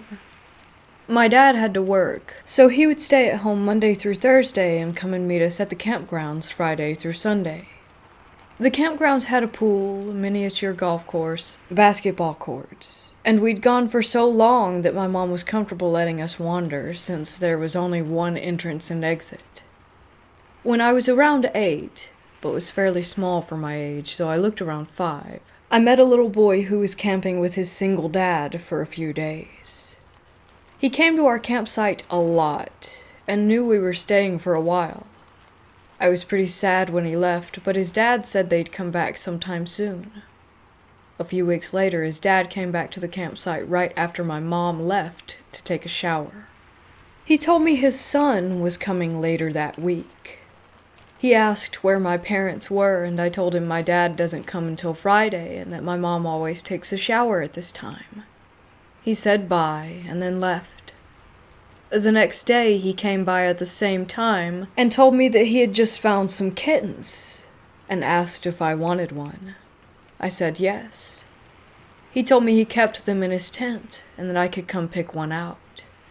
Now, this guy wasn't a stranger. My mom had met him when we picked his son up from our campsite, so I didn't get that creepy stranger vibe, and was okay going with him. We walked towards his campsite, but then he told me he had actually moved them to his truck so they wouldn't get too hot, which made sense to me at the time. He pointed to his truck right outside the gates of the entrance. I started walking toward the entrance with the guy when my dad pulls up. He got the day off work so he could spend more time with us. He asks what's going on, and I say, Tommy's dad said he has kittens in his truck and I can have one. My dad gets out of the car, tells me to run back to the campsite, so I do. When my dad gets back, he tells me to never go alone with an adult anywhere, even if I know them. I asked my mom years later about the whole thing, and she told me my dad kicked the crap out of him and called the cops.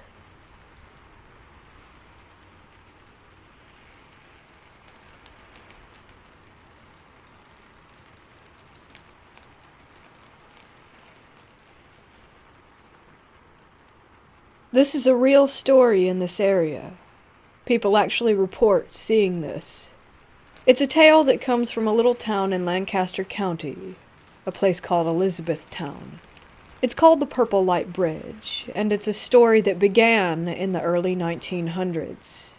Could be more than a tale, though, since there is proof of the purple light and the tragic incident behind it.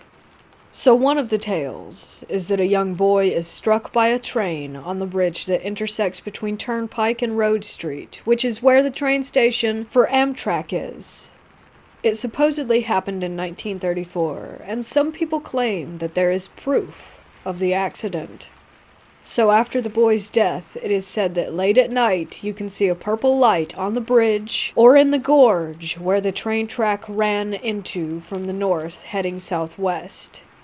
People like to argue that you can see the light at another location and that it's been there not only by the train station itself. They claim that you can see the lights under the bridge that is above the train tracks on Bossler Road. Bossler Road, for this purple light, had another tale. A mother brought her son to the bridge, and under that bridge, she hung her son, and then herself. Locals say that the purple light that you see is the mother and the son, as one energy. Some people have claimed that the purple light comes from the moonlight reflecting off of the rocks below. Yet even more people claim that it's actually the bridge a couple miles away in Newville near Elizabethtown.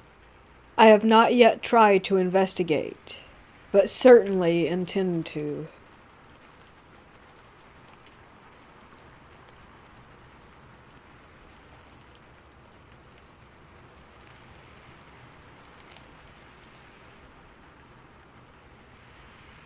I totally forgot about this happening until my mom brought it up at dinner tonight, and now it's 9:30 at night and I'm scared all over again. This was back in high school, either my freshman or sophomore year. I missed the bus, and I didn't have a car at the time, so my mom had to drive me to school. The road my tiny neighborhood, more like a glorified cul-de-sac, was off of was a long stretch that had only one equally tiny other neighborhood and a few houses here and there. It was 6 a.m. or something and still dark outside, and it was colder than a witch's tit.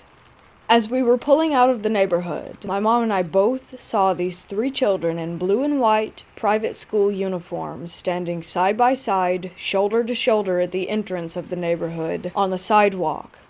It was either 2 girls and 1 boy or 2 boys and 1 girl. I didn't remember the ratio, but the girls wore a blue and white skirt/dress outfit and the boy wore a blue short-sleeved shirt with khaki shorts. This was weird for a few reasons. 1, it was 40 degrees outside. They looked like they were dressed for the summer, and they didn't even wear coats or anything. Secondly, there were 2 schools in the area, but not a private school till the next town over, and the blue and white weren't the school's uniform colors. Third, what young kids just stand there in a single file line not doing anything but staring? No joshing around, no nothing? Yeah, right. Lastly, this wasn't where the bus stop was. It was a few blocks down. Just a sprinkle of extra creepy on top. There weren't any streetlights. They were just standing there in the dark, not doing jack except for being creepy as hell. They were on the corner on the right, closest to the passenger side where I was obviously sitting. And of course, we were turning right. As we got closer, I thought that at first they didn't have faces, but it was just too shadowy and dark out, and the headlights only shone under their shoulders, which is how I can remember the outfits so vividly. Then we got closer, and I was relieved to see that they did have faces, but then got completely freaked all over again when I saw that their eyes were all black. Like supernatural Sam and Dean fighting demons, all black. My mom saw it before I did, and she put the pedal to the metal and hightailed it out of there. I remember trying to look back and see them, but I couldn't since it was too dark. My mom didn't go back home until the sun rose, and it was bright enough to not be afraid anymore. Of course, no one believed me at school, and my siblings thought we were just full of it, but we know what we saw. We never saw them again after that, though. I thought that they were spirits. But after a few months, I heard about the black-eyed children on YouTube, or something that made the connection. We moved shortly after that due to unrelated reasons. This was 3 or 4 years ago, and I had blissfully forgotten all about it until my mom said, "Hey, remember when?" And now I want to die. I hope that my irrational anxieties and fear around children that are small enough for me to punt across the soccer field is amusing at least.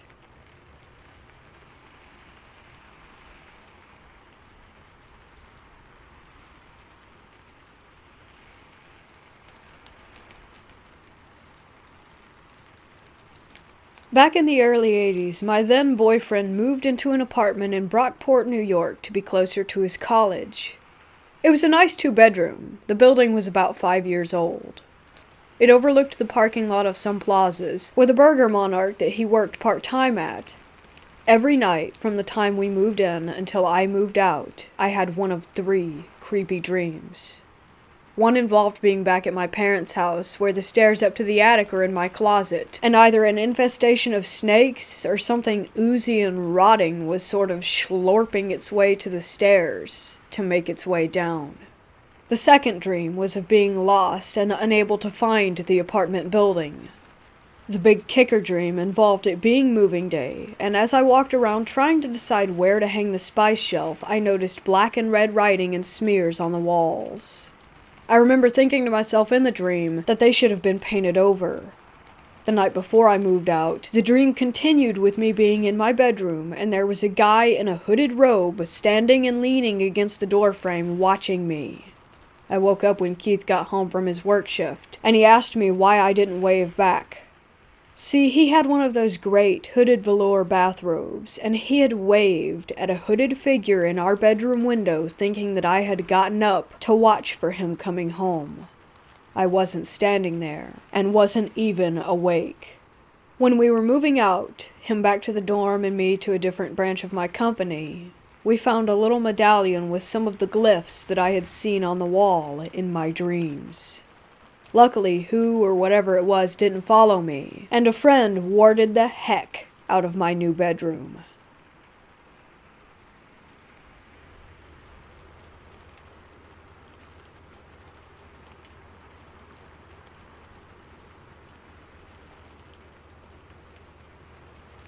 I'm an OTR truck driver, which means that I drive across the country multiple times in a month-long period. I'd like to share a story with you. On the dark July night, around 2 a.m., I was headed south on US 93 highway in Nevada. I was approximately 30 miles north off of Las Vegas. Traffic was scarce. I had not seen a single vehicle for at least 40 minutes. The only source of light that illuminated the road were the truck headlights. I was on the phone with a friend of mine just chatting about random stuff when in the distance, about 300 feet ahead of me, I saw something on the shoulder of the road. At first I thought it might have been a turned-over construction sign or a bag of some sort. But as I was approaching the object, I started to make out some features. It was a human-like figure, I thought. Just to be clear, that area is deserted and there's absolutely nothing to be found within a 25-mile radius. When I was about 5 yards away, I could see it clearly. It was a boy. He was around 8 to 10 years old, I'd say. He had a school backpack and a white plush bunny in his right arm held tightly against his chest. He was just standing there with his cold stare, completely unemotional, looking me directly in the eyes. He didn't break the stare as I passed him. He didn't even blink or flinch, and let me remind you that it's an 80,000-pound semi-truck moving at 65 miles an hour. My heart was racing. My whole body was covered in goosebumps. A cold chill went down my spine. I don't think that I have ever been so disturbed in my life since I've never had any paranormal encounters. Once I passed him, the first thing that came to my mind was that if I see him appear again a couple of miles ahead, I'm gonna have a heart attack. But thankfully, it never happened. The rest of the trip was uneventful. I still don't know what it was. I'm not trying to claim that it was a ghost or the spirit of a deceased child. I just can't find any adequate explanation to it. It was definitely not a hallucination since I was wide awake and talking on the phone. It just seems weird to me. What in the world was a 10-year-old kid doing by himself in the middle of a desert?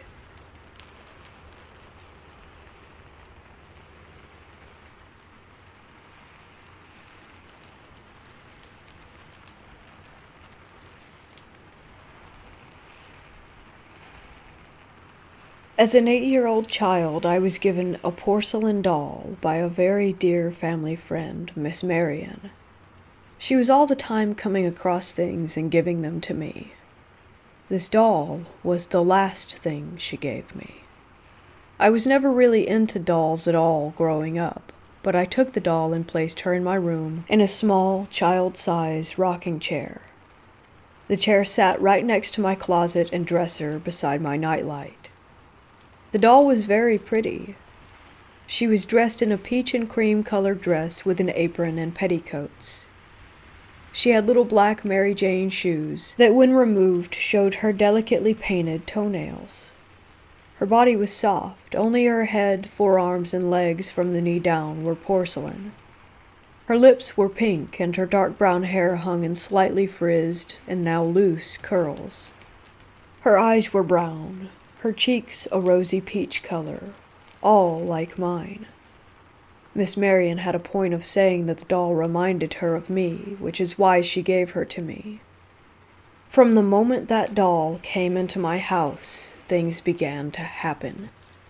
I was always uneasy with Claire. I never wanted to touch her, and when I played in my room, it felt as if she were watching me. It wasn't anything to panic about, but I do remember feeling like if I did something wrong, she might actually tell on me. How ridiculous does that sound?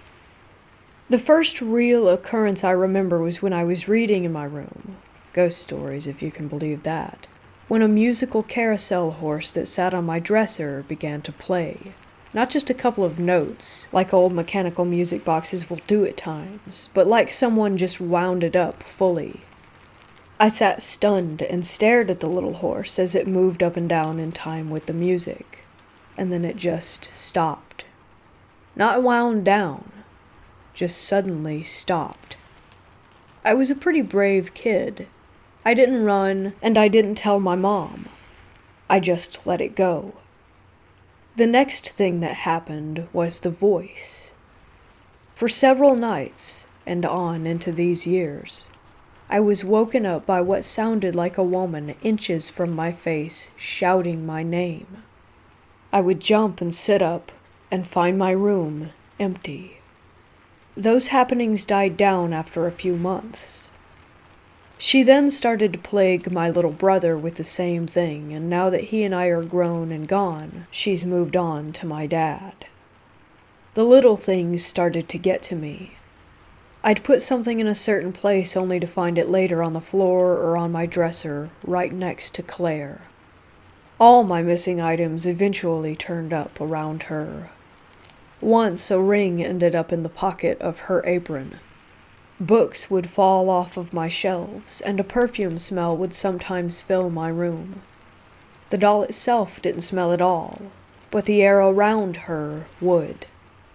My catalyst to finally get Claire out of my room was the night I woke up after hearing thumping around near my closet. I opened my eyes, sat up in bed, and of course my eyes were drawn to the nightlight where Claire sat. As I watched, the source of the thumping became clear. The rocking chair Claire occupied was rocking on its own. I had thick shag carpet, so there's no way it was rocking just by chance. If that wasn't enough, Claire's feet, which were both turned to the side facing opposite each other, slowly straightened themselves to be both pointing directly up. This part still freaks me out 20 years later. She then turned her head, which was quite impossible to do since it was fixed to her cloth body. She looked toward me, and every music box in my room, 4 of them, started to play at once. I was paralyzed with fear. I didn't feel endangered so much as I just felt scared of what was happening. I screamed for my mom and dad. The music stopped, but Claire maintained her gaze in my direction. And this is why I hate dolls. Even after that, I couldn't get rid of Claire totally. I ended up stuffing her in a box in the back of a storage closet. She's still there as far as I know. So is the woman who now screams my dad's name in the middle of the night, and not in the kinky way. While I think she explains some of the oddities that happened in my parents' house, I don't think she's the tie to it all.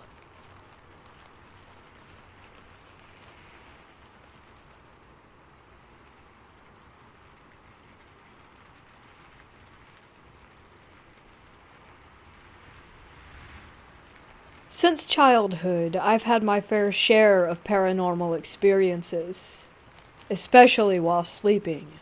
I've had one particular entity visit me in my dream for 1 year when I was in a different house. Never seen that entity again once I moved, even though I lived in the same area. Just a lot of weird stuff like this. But last night, I had the weirdest experience of my life. I was sleeping in bed with my wife, and I dreamt that my wife kissed me and went under the blanket. I woke up and sat on the bed with my lower body covered with a blanket. I checked on my wife, but she wasn't in the bed. That was so strange. So if my wife was not in the bed, then who kissed me? While I'm thinking about this, realizing that my wife was outside in the living room, something started moving under the covers. It was like a snake or a tentacle that started wrapping around my legs. I kid you not, I was freaked out, and at the same time I was very calm because everything was smooth and non-aggressive. It felt like something were cuddling my legs. I slapped myself to make sure that I was awake, and I was, white as day. Holy smokes, I thought, this thing is moving and cuddling in the sheets, and it was bloody real. As the thing moved from my thighs to my shins, I literally saw the blankets move with it. Then I freaked out a little more, but not enough to stop it. I couldn't help myself, I was still curious. I kept sitting on my bed while the thing moved to my shin. I felt it wrap around both my legs and just stay in that position, like a ghost hug. I moved my foot up and down, just to check to see if this was anything like sleep paralysis, but it wasn't. My foot was fine. Everything was moving. I was moving. That thing was moving, and I was wide awake. But now it was getting really freaky, and I had to get out of it. I slowly pulled the blanket off, and whatever that was, I couldn't see. It slowly unwrapped and went away. I got up and went to my wife, told her the story, and we came back to bed. We woke up the next morning, and here I am, still freaked out, hoping that it was an act of love by whatever, and nothing more.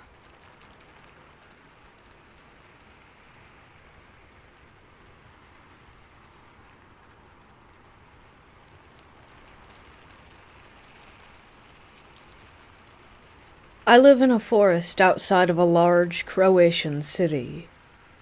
I consider myself lucky to live in a place so remote and peaceful, yet so close to civilization. It especially came as a blessing during the quarantine. That being said, living in this forest has its quirks that make you question how much of a heaven the place you call home actually is. I moved here around 5 years ago, but it was today that I finally discovered the dark truth about its past. I'd like to share what I found, but let's take it back first, to the day when I realized that there might be something more to this place than the human eye can perceive. It was a hot summer day a few years ago, and I was walking my dogs through the forest. I had recently discovered a new path that I had never walked before, as I didn't know how long it was and how much time that it would take to walk through. This time, though, I had the whole day for myself, so I finally gave in to my curiosity and ventured into the unexplored area. It seemed fairly normal, although it was way more quiet and seemed more isolated than the rest of the forest paths. The path was surrounded by steep valleys on both sides, which ended in deep wooded areas at the bottom, probably inhabited only by animals, or at least nothing human. I stopped for a moment to give my dogs water and take a short break. I was sitting on the ground while they drank, and I was enjoying the calming sounds of the forest, until the peaceful atmosphere was sharply interrupted by something downright disturbing. I heard a human voice shouting from the bottom of a valley. But not just any voice. It was my voice. And it was calling my name. I stayed there for a couple more moments, just to make sure that I was hearing it right, as it didn't make any sense. Sure enough, it was calling my name, again and again. I got up and ran home as fast as I could. Every step of the way I felt watched, and more paranoid, as if I were being chased. I did my research at home. I wanted to find an explanation as to what had happened to me. It fit the profile of a skinwalker. I don't feel entirely confident to conclude that that's what it actually was, though. As I already said in the beginning, I'm from Croatia, and I don't know enough about skinwalkers to know if they can be found here, if they even exist. Anyhow, that possibility didn't make me any more comfortable. Unfortunately, it wasn't a single event. This was only the beginning of strange happenings for me in that forest. I have a hard time falling asleep, so I usually go out for a nightly stroll up and down the street before I go to bed. My street is surrounded by forests, but it didn't used to scare me. I was used to the way the darkness looks material in the trees, and I made peace with being exposed by the streetlights to anything that lurks within.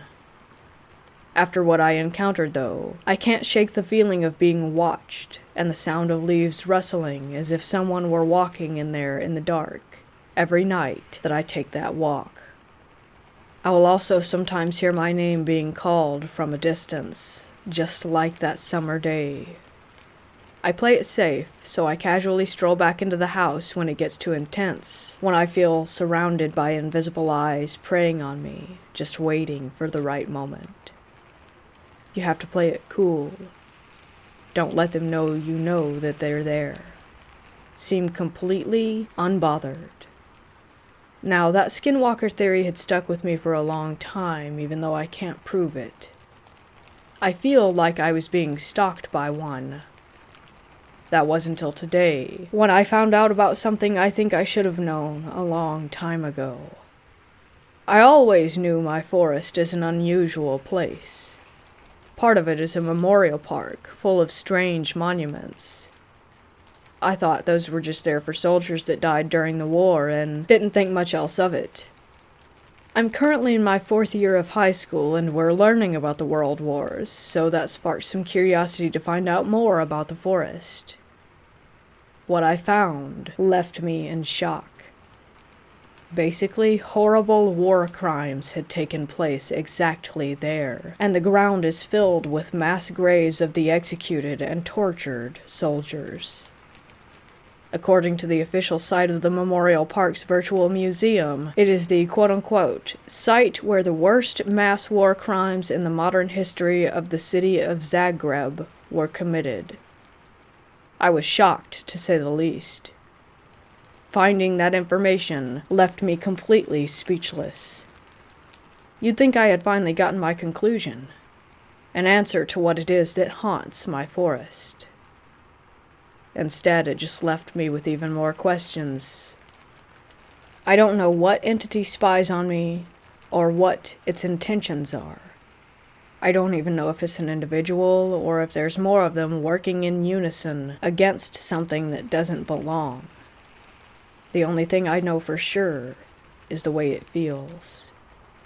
In some way, my concerns seem justified. I most likely am not the only thing roaming these woods at night.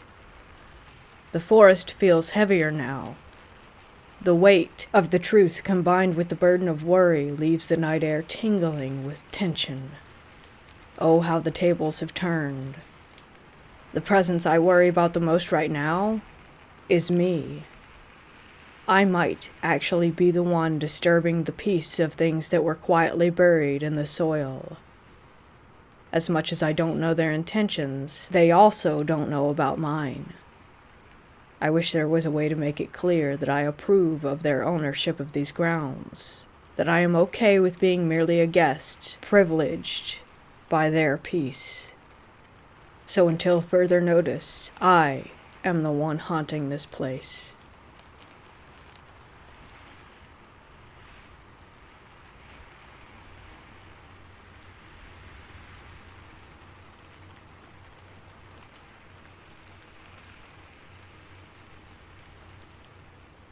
This happened to me 2 years in a row when I was young, too young to face as much horror as I did. I was 6, and it was Halloween. I was just getting into bed when I heard an awful screeching sound coming from the hall closet. It was right by my mom and dad's bedroom, but they didn't hear a thing, which really freaked me out. I slowly got up out of bed and ran silently to the closet. I opened the door, and it took all my effort not to scream. I saw a yellow metal box. I opened it and saw the creepiest doll. It was a raggedy, ugly, old doll. Its hair was in 2 long, blonde braids. Her, I should say. I slowly picked the doll up. It screamed again, and this time I did too. From that night on, the thought of it lurked in my mind until the next Halloween, when I had another encounter with it. When everything happened again that year, I made up my mind and threw it away. The next day, I had gone into the closet to get my hula hoop, and my eye caught the yellow box. I picked it up. I opened it, and an uncomfortable chill ran down my back. The doll had returned. I couldn't get rid of her. Ever. To this day, I still know its exact location.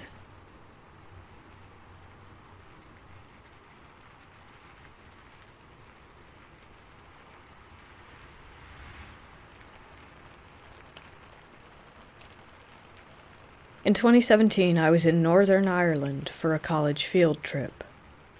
My religious studies class was visiting stone circles to focus on religious geography. On this particular day, it was normal, cloudy, and we were enjoying learning the history of the Bronze Age of Wonder, excitedly waiting to go back to the hotel to begin a new day of pub hopping. I remember the stone circles being separated from the nearby woods with a small wire fence. For some reason, we were hanging around the fence, peering at the woods that lay not 20 yards away. We had yet to go into any woods during our trip, staying mainly at the sites surrounded by farmland. I remember wanting very much to go into this old forest for whatever reason. We all seemed to feel curious about it. I decided to climb over the small farm wire fence and see if there was anything interesting in the woods. These woods were different from the woods that I was used to in North America. The branches were thick, too thick to stand in. I had to bend at the waist to traverse them. The ground was covered in a soft, light brown moss broken up by tree roots. I remember quickly moving under the branches, staring at the ground as to not trip. I felt giddy, like I was a child going somewhere my parents told me not to. I felt light, and I began to pick up speed. I suddenly looked up to make sure that I wasn't about to run into a tree trunk, when something made me stop in my tracks. I saw legs. Human legs. I could only see their legs, like someone was standing straight up in the trees. The branches again were too thick to stand in, but this person's legs were the only thing visible. I felt an almost animal response of fear that didn't really make any sense. I told myself that they couldn't see me because I couldn't see their face, but for some reason I felt that they knew I was there. Why would someone be out here? We were the only group at the circles, and there were no houses nearby. I looked behind me and realized that I was much farther into the woods than I had thought. I could barely see the light from the place where I had originally entered. It was so quiet. They had to have heard me approach. My only thought was, I'm closer to them than I am to the entrance. They could get me before I make it out. I was only standing there, bent over for no more than a minute, but it felt like forever. I didn't see them move, but I could tell that they were facing toward me, not away. I now really felt like I was somewhere that I wasn't supposed to be, only this time instead of giddiness, I felt nauseous. As if I were a deer and they a hunter, I turned and bolted. I flew through those trees, still bent to avoid collision. I didn't look down this time, stumbling as fast as I could, only focused on the light at the end of the trees. I felt the branches pull at my hair and clothing as I ran. I couldn't hear anything over my own breathing. As soon as I broke the tree line, I felt a weight lift. The group standing at the fence looked startled by me bursting out of the forest. I told them that I thought I had seen someone, but it almost felt wrong to talk about it. We left soon after. I have no idea what it was. Was it a person hanging out deep in the forest? Was it a fae, a spirit, the green man? All I know is that it felt otherworldly.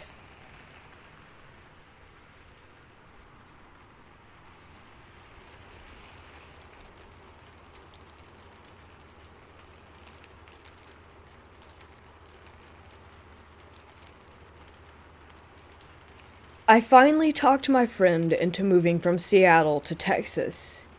We decided to split the move into 2 parts, the first one last week, moving her stuff in a rented SUV. We both had some time, and we decided to take the trip on all the back roads.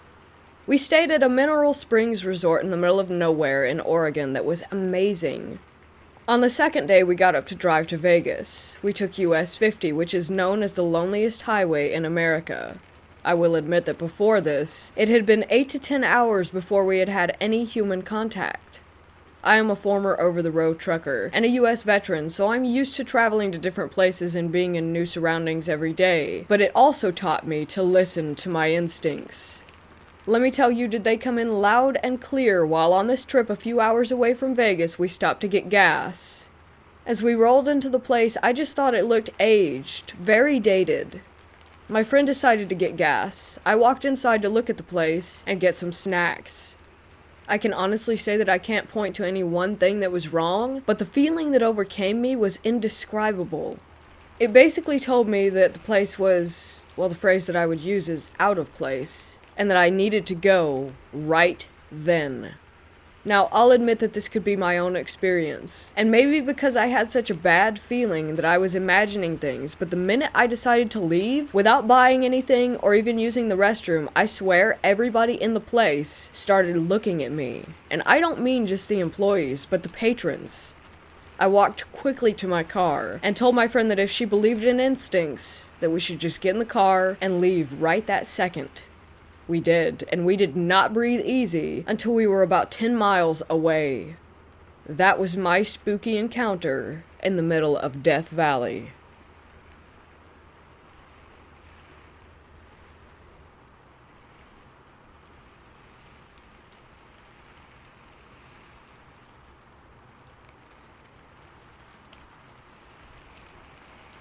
When I was like 13, my mom and her boyfriend had to go to the hospital, and no one would be able to get my brother to the bus stop the next morning because they had to stay overnight. So, I got to miss school the next day to take my brother. After I made sure my brother got on the bus, I went home and cleaned and did random stuff like a 13-year-old would do. It was around 11:45 when there was a knock on my door. Thinking it was the mailman or a neighbor or something, I opened the door and said hello. There was this kid. He couldn't have been much older than me at the time, but he had bangs that were covering his eyes, which I found weird because it was like 107 degrees out. So this kid was super still. Like, I thought that one of my friends put a mannequin there and ran away or something. But then it spoke. It sounded like a robot or something. It was like it was programmed to say this. My mother said to ask someone for a phone in fear that I get lost. Do you have a phone? At this point, I was crapping my pants because 1, I'm a 13-year-old girl, and this older boy was dressed like a burglar and at my door with half his face covered. 2, for some reason, I just couldn't look away. I felt like if I moved or said anything other than yes, that I would explode. And 3, I saw 2 other boys around the same age standing in my driveway dressed exactly the same way as the one in front of me. Baggy jeans, dark hoodie, and scruffed up Vans. I began to stutter and shake my head. It was the only thing I could do. I finally got out a no and then started to close my door, but he put his foot in the way. Then the 2 others started walking up, and I was going, hell no. I grabbed the bat by the door and threatened him. If you don't leave right now, I'll kick your ass and then call the cops. I shouted loud enough so that at least one of my neighbors could hear, I hoped. Now, I was this short girl with SpongeBob pajama pants on. I was in no way intimidating. Then he moved his foot and stepped back into the middle of the other 2 perfectly. Then the far right one said in the exact same tone of voice as the first, I'm sorry to bother you. I'll just come again later and ask. Internally, I was planning my funeral. Just as I was about to close the door, the first one smiled and looked up. And that was when I saw that they had black eyes. Then the other 2 looked up, and they were the same. I was like, nope, and slammed the door shut, then called my neighbor, who was this big-ass 20-something-year-old dude. He ran over and looked for them all around my house, but he said they were gone. When I told my mom all of this, she didn't believe me and said I was lying. Said me, the girl with absolutely no social life, who was afraid of her own shadow, was lying.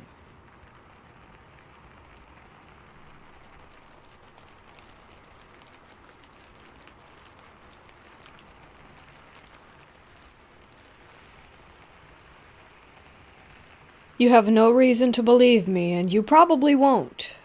I don't care. I just need to speak my truth, as it weighs on me sometimes. Since it happened in July, I told myself that I would take it to my grave out of fear. Fear of my significant other, family, and friends thinking that I'm crazy and ostracizing me. I have no history of mental illness, and I don't take meds, but I also just don't want to scare them. In July, around 10 to 12 a.m., I went to the kitchen with a blanket over me to grab a fork and a drink.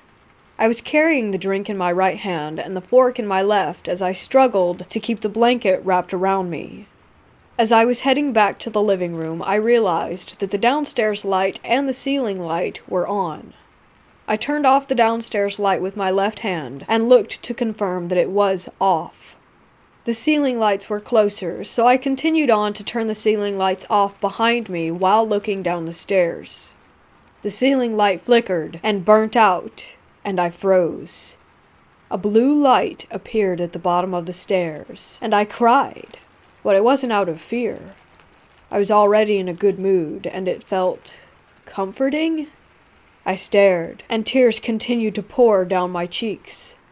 In awe, I walked left past the corner and stood there and continued to cry. For 3 minutes I stood there like that, questioning what I had seen. It appeared instantly after the lights burnt out. Could it have always been there? Who knows? I doubted my sanity, and by the time I went back to look down the stairs, it was gone. As much as I try to forget, the emotional attachment to what happened always helps me remember. I had to make a decision that night. Carry on with my life, or keep asking questions that I didn't have the answers to and let it consume me and destroy me. I accepted that I may never know what it was, just that it is my truth, and I don't want to be afraid to share it.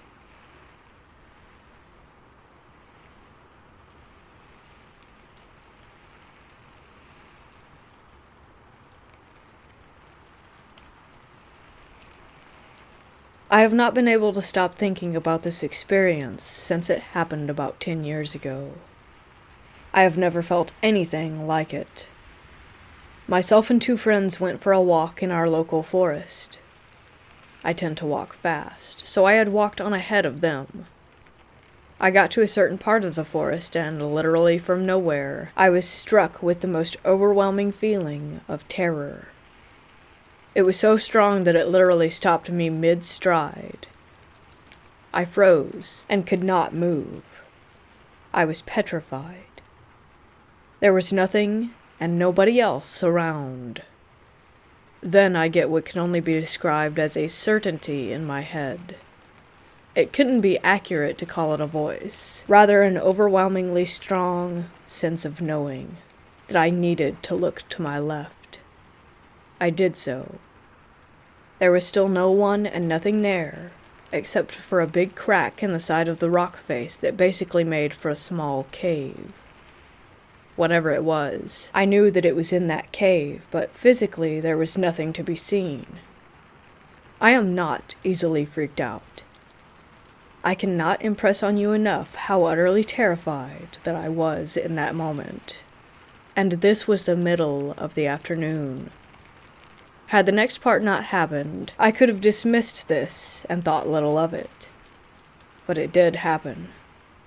As I stood there unable to move, one of my friends walks nonchalantly around the corner and immediately, without me even having a chance to look at her try to move, she stops dead in her tracks and says, "Whoa, bad energy off that cave." I try to stumble out some explanation of how I am feeling, but I can't. My brain was literally scrambled by fear. A minute later, our male friend appears. Both of us women start trying to explain to him what was happening, because he felt nothing. He approached the cave to look in, and we 2 grown-ass women are begging him not to get too close to it. I was actually on the verge of tears. But again, he felt absolutely nothing. He took a long look inside and reckoned that we were both just being a bit hysterical. It was the weirdest thing. Whatever was in there was just gone in an instant the second that he appeared. I've always had an uncanny knowing that whatever it was did not intend to harm us. It just wanted us to know that we needed to walk the F away from that area, and that it was willing to harm us if it needed to. Oddly, I have such a clear image in my head of the spot where this happened, and I know that forest like the back of my hand. Over the past 10 years, I have looked for that cave and that rock face many times. I have never been able to find it again.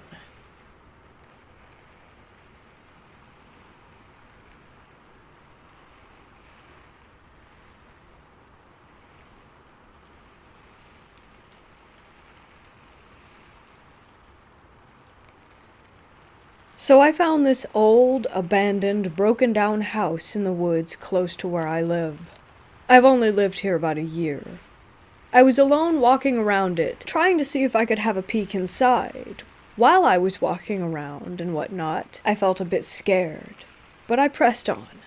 I found a way in, but it smelled so much of mold that I just decided not to bother. Anyway, the point of the story. When I was about to leave, I felt this sensation of sadness wash over me. I stopped and turned around and looked at an open window of the house from about 10 meters away, and I swear that there was a woman who stood there being in pain from the state of her house. I stared and was almost about to cry for a few moments as I walked away, but then I stopped and looked back again.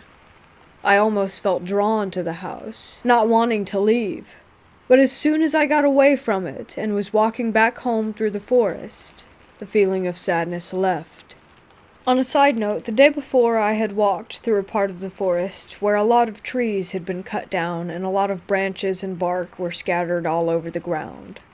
There I also felt such sadness, as if the trees themselves were crying. As I'm writing this, I realize that I sound kind of insane, but I have never really felt this way before, and I feel normal like one day later, like today.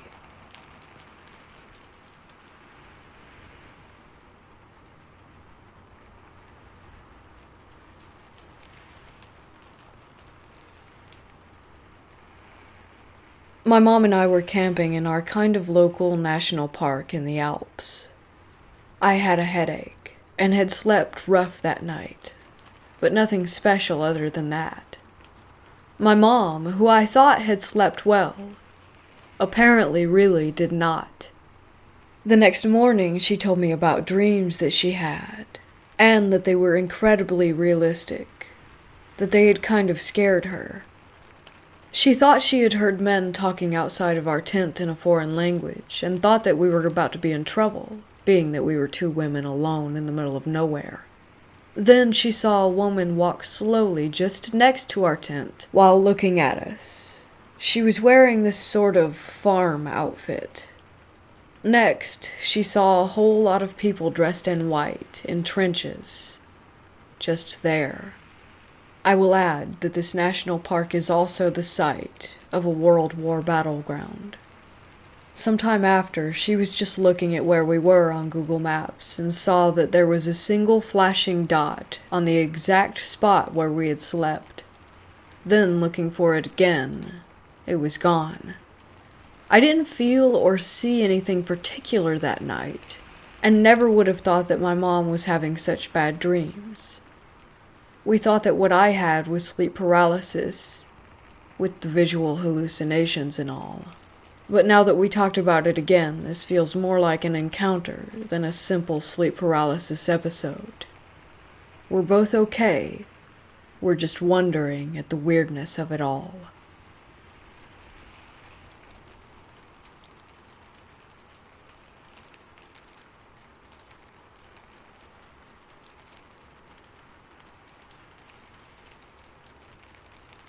This happened last night.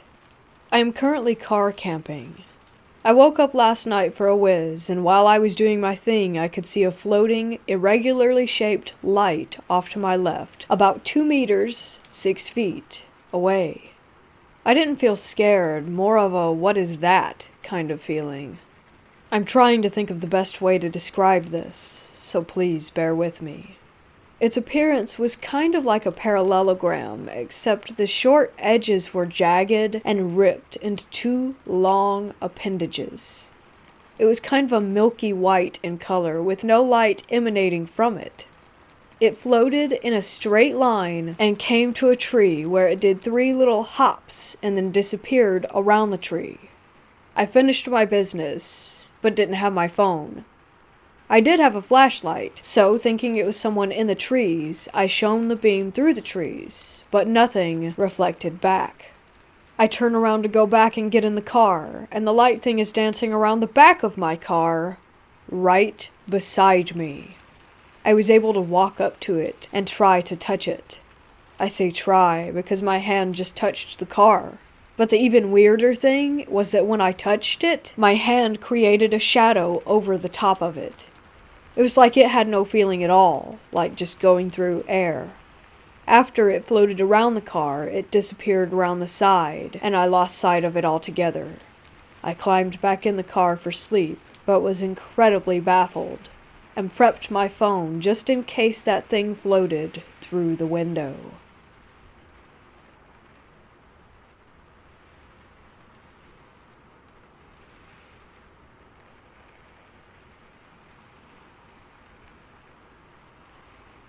My grandparents' house is haunted. Strange things happen all the time. We've gotten used to it over the years. I've seen people walking along the hallway. My mom has seen legs walk up the stairs. And my grandparents have both heard what they thought was me shout from the back of the house telling them that I was home, when I was 7 hours away in my own home. That's just a few of the things that have gone on. It's quite an active house to live in. My sister is only 13, and was doing what most kids her age do. She was dancing around the kitchen yesterday evening, making TikTok videos. The kitchen is down at the back of the house, and has a door with a window, which leads to the utility room. At night, the back room obviously gets dark, and the only light would have been from the kitchen. She said that she was twirling around when she saw a hand on the utility room side of the window, looking as if it were about to knock on the glass. This clearly scared her enough to ask Mom to investigate, but she found nothing that would have caused my sister to see what she had. Everyone else had been in the front end of the house watching TV, so we knew that it wasn't a family member playing a joke on her. It had happened to me years before, except it was a full person who had stood behind the door, and it happened in daylight. One final event to add more interest to the story. Her school bag was on the kitchen counter last night when everyone went to sleep. This morning, we found it in the middle of the floor with all of her books stacked neatly right beside it.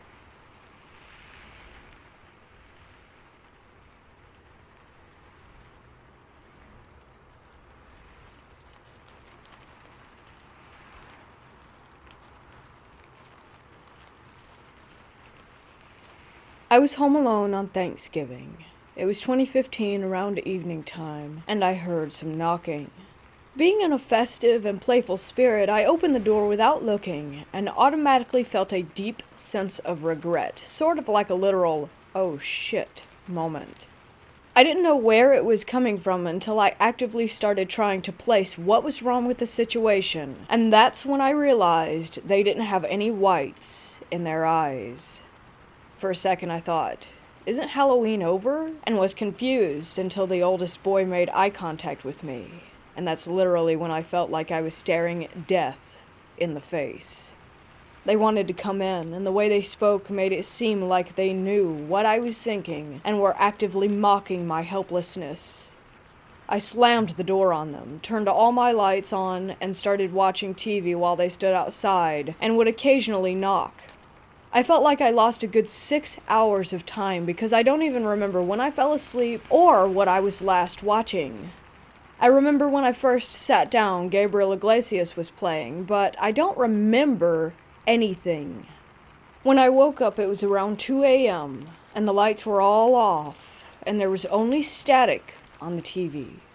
I have Dish Network, and there were no power outages in my area, and I don't get static if Dish were to go out. I would get a channel listed as an HDMI and a black screen, or it would be the introduction screen where it would show two people talking about the features of Dish Network. Also, if the lights went out, they would come back on. I had to literally switch the lights on and off a few times for it to work, but no one was home.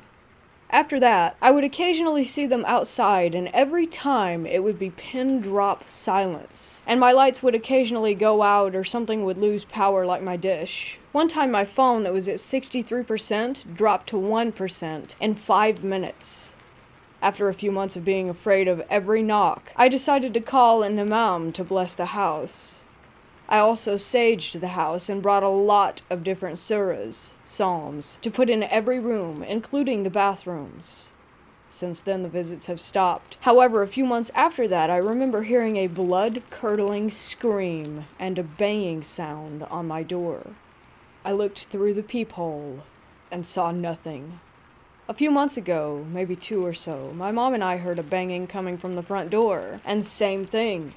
No one was there. I don't know if it was them, or something coming back, or just kids playing a prank, but I was so terrified.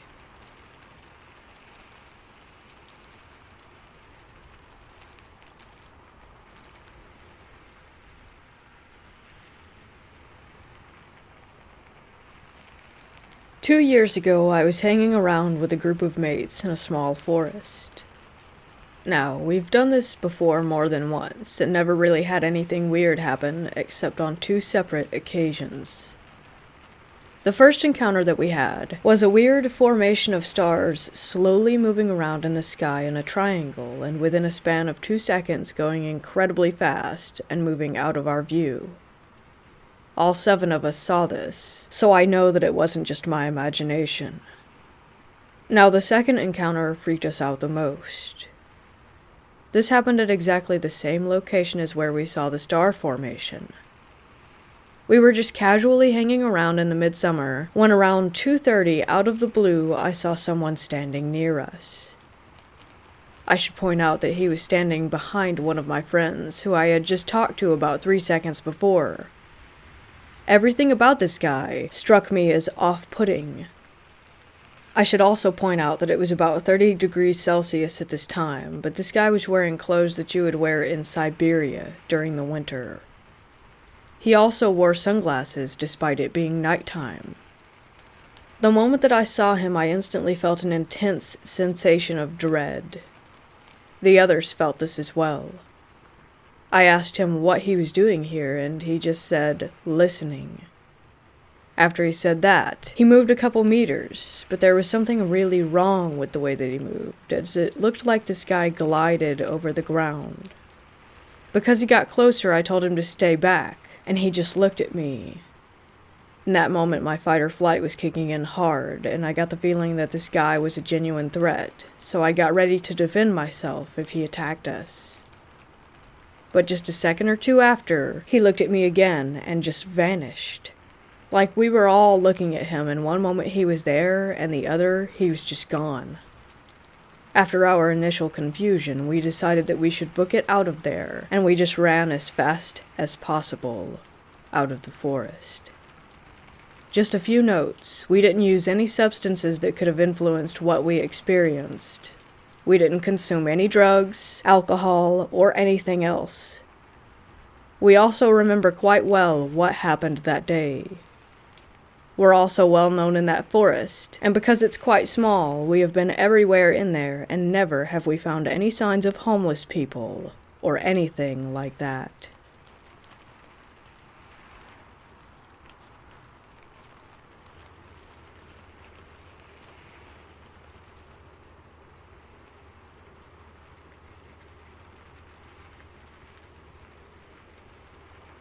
I traveled quite a bit when I was younger, specifically in the Pacific Northwest of the US, as that's where I'm from. Whenever my single mother, older sister, and I took a break at the various rest stops along the way, I was almost always met by an older woman, likely in her 50s, early 60s.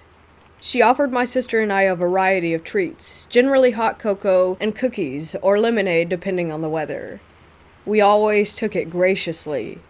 I think my mom assumed that we always bought the things with our allowance at the little shop that's sometimes integrated into the rest stop buildings. But I always remember that woman being at a white plastic table with black legs and never charging us any money. She never spoke. She was the highlight of many trips. I always felt safe and attribute her presence with my love for road trips and rest stops in general. Well, I brought her up a few years back in conversation with my mom and sister, and while my sister seemed to remember her, my mom did not, and pointed out how ridiculous that would be.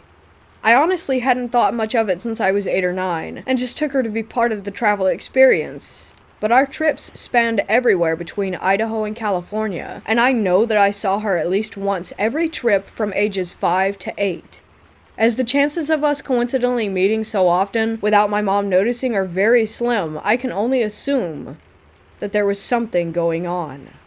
I know that this could be a muddled memory and have generally ruled it out as one, but I have had many ghost experiences as a child that I hesitate to abandon entirely.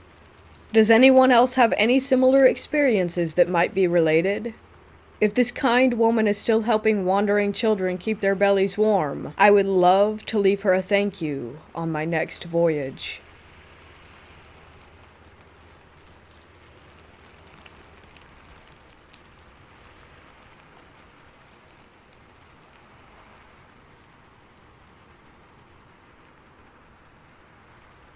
This happened a couple years ago when I was working at my childhood summer camp. I've certainly gotten strange feelings around the area before, but nothing especially malevolent or frightening. My coworker and I were taking our group for a sleep out, up in some shelters about half a mile into the woods and away from the rest of the camp. I'm used to being in the woods, and I generally don't scare easily, even at night. So when I woke up in the wee hours of the morning, I set out for the latrines without a second thought. I figured it was around 4 or 5 a.m. based on a red glow on the horizon. The light fell softly through the trees, illuminating the path and the color sides of the shelters. The walk was only a few hundred yards, but felt longer with only my flashlight. I was about halfway there before I heard something behind me. Again, I know those woods. I know what most of the animals in the area sound like, from the camp's horses to the local family of black bears. Whatever this was, it was huge. Its presence seemed to close in on me from all around, and I could hear twigs snapping, vines tearing, mud squelching underfoot. I am not fast, and I knew that running on the uneven path in the dark wouldn't get me very far, so I walked. I walked like I owned those woods, slowly and deliberately until I reached the light on the side of the latrine. The presence had faded. I was even starting to feel good, confident, like I could keep going, keep walking through the dark woods until I reached the sunrise. I had to tell myself to stop, to turn where I meant to turn. I eventually returned to my shelter and fell asleep. Maybe I would have forgotten about it all if not for that sunrise. I've watched so many sunrises over the lake that I should have known better. That red light in the woods wasn't in the east, where it should have been. It was out by the western side of the pasture, blood red and a little too bright for what it was pretending to be. The more I think about it, the more it felt like I was being herded somewhere. I haven't met anyone with a similar experience, but my friends have theories from fairies to alien abduction. I'm not sure I believe that, but I'll never go to that part of the woods alone again.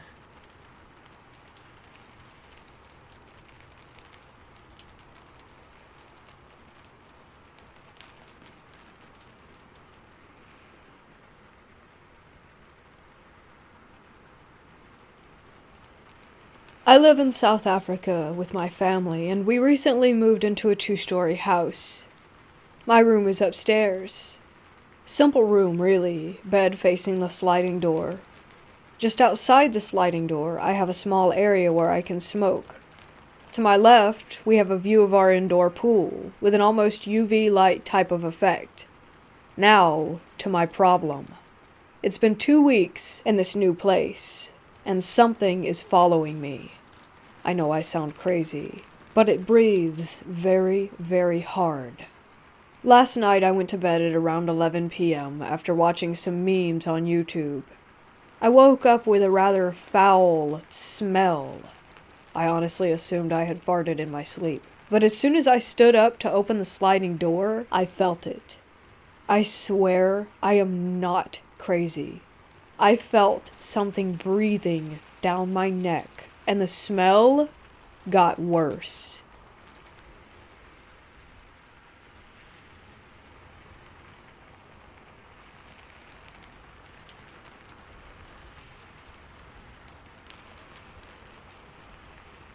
When I was around 5, I went camping with my parents in a place called Bear Creek Reservoir. Because it's a very isolated place deep in the woods, we got there by driving up an old logging road. The actual reservoir itself was very beautiful and quiet. I actually looked up the area on Google Maps, and it still gives me the chills, even looking at it from a satellite perspective, but anyways. So the day passed by without incident. We mostly just swam the whole day away, and then went to bed. But the following morning I woke up in my parents' tent, just as the sun was making its appearance. I unzipped the tent, and noticed a figure, standing maybe 50 feet away. The light was still fairly dim, so it was hard to make out distinct details, but the thing was just standing there staring at me, unmoving. The entity had the figure of a woman of average size, but instead of seeing a face, there was just darkness. But I could just sense that it was indeed looking at me. And instead of clothes and skin, it had leaves and sticks, as if it were made from them. I remember feeling very afraid of this creature, like if I had left the tent, I wouldn't have been seen again kind of fear. So I tried waking up my parents, and they were both really pissed that I woke them up that early and didn't believe me at all until they finally got up later and explored the area. We ended up finding a bunch of man-made structures, branches, and other weird stuff in the surrounding area.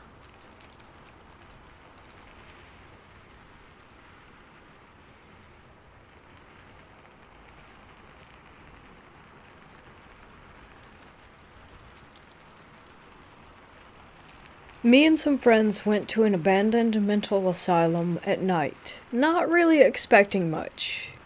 We busted in through one of the boarded up windows, and when we were inside, we all heard talking. We figured that other people were there, so we followed the sound. We were walking down the hall and heard a woman whispering, "Why did you take my baby?" over and over again. At this point, I was visibly shaking, and we all believed we found where the sound was coming from originally. We go to this room, and there was a huge cage. It looked like one of those pet carriers, only human-sized. I don't know what actually happened that night. I don't really believe that dead people were talking in there, but the sheer creepiness of it all was just too much.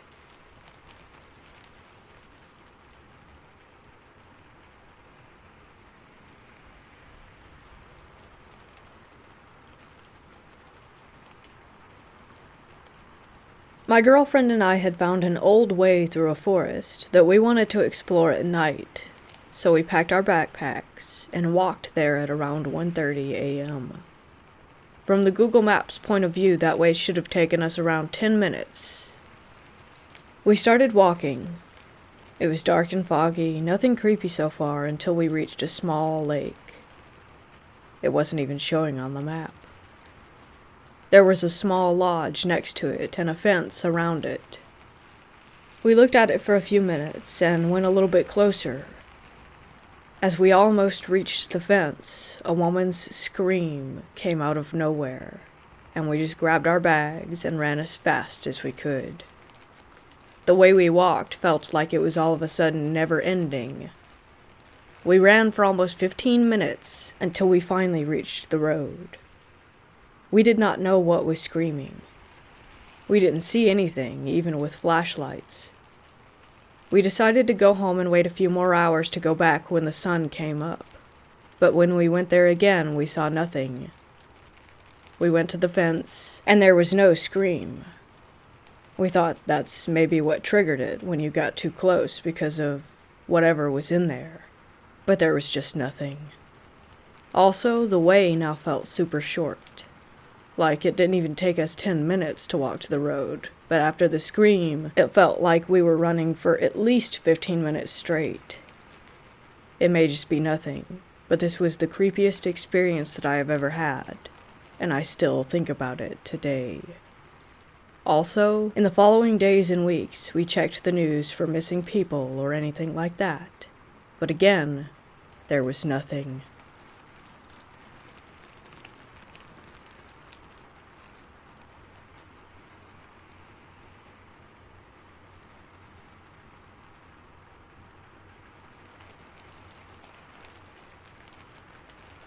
So last year, I received a doll from my aunt. It was a hand-me-down that she found in storage, so I don't know its origin story. Her name is Alice. First weird note is that I immediately knew her name as soon as I held her for the first time. Anyways, originally Alice sat in my room, but one day while cleaning, I put her in my closet. After putting her in my closet, weird stuff started happening. I would hear her in there, usually her knocking against the walls. It was so loud that my friend could usually hear it over the phone. I would get reoccurring dreams of someone named the Medicine Girl. I would often awake from these dreams in sleep paralysis. Other objects and items would go missing randomly, only to be found in places where I had not left them.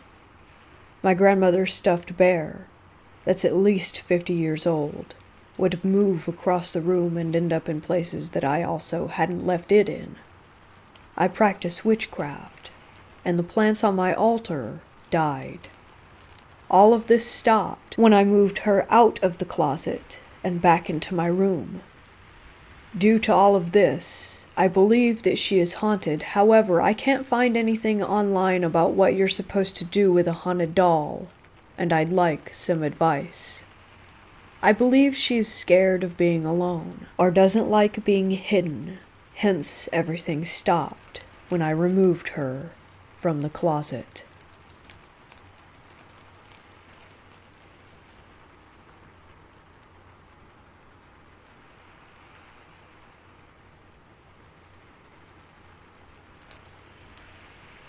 When this happened, I was 9 years old, and camping out with 3 families other than my own.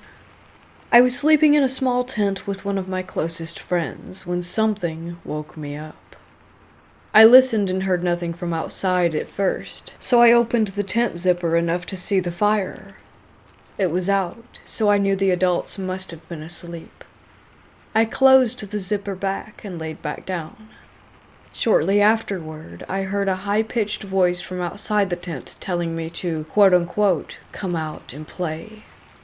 I would have thought it was a person, but it was repeating itself over and over again, and moving close to the tent and then far away, all the time circling.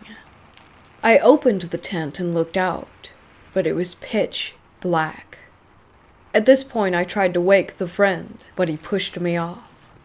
I tried again, more violently this time, and he woke up. I told him I heard something outside, but he must not have been fully awake because he just mumbled something and went back to sleep. I tried to go back to sleep myself, but the voice kept me up. I don't know when exactly, but somehow I finally did drift back off. The next morning, I told my friend who had been in the tent about it, and he said he remembered being annoyed that I woke him up. So to me, that means that I wasn't dreaming. I'm certain that I was fully awake, so there's no way that I hallucinated what I was hearing.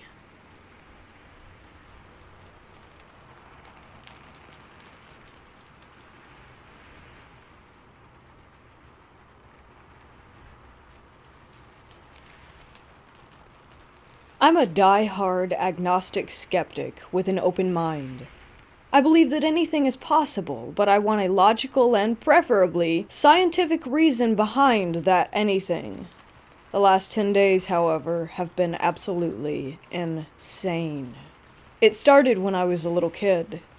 In my memories, I see kids between the ages of 5 and 11 with solid black eyes and smiles too big for their faces. I had a bad childhood, so I just figured they were added memories by an imaginative mind, because that's the answer that solidly fits my skeptical scientific worldview. Last month, I started seeing a girl. She told me about her experiences with sleep paralysis and shadow people.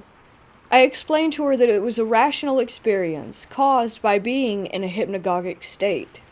Then she brought up the Cheshire Cat kids. Her recollections matched mine as a child. It was unnerving to say the least, and she and I spent almost an hour discussing the most minute details about them. Our stories matched. So, she does acid with her friends about 10 days ago, and told me that she stepped outside.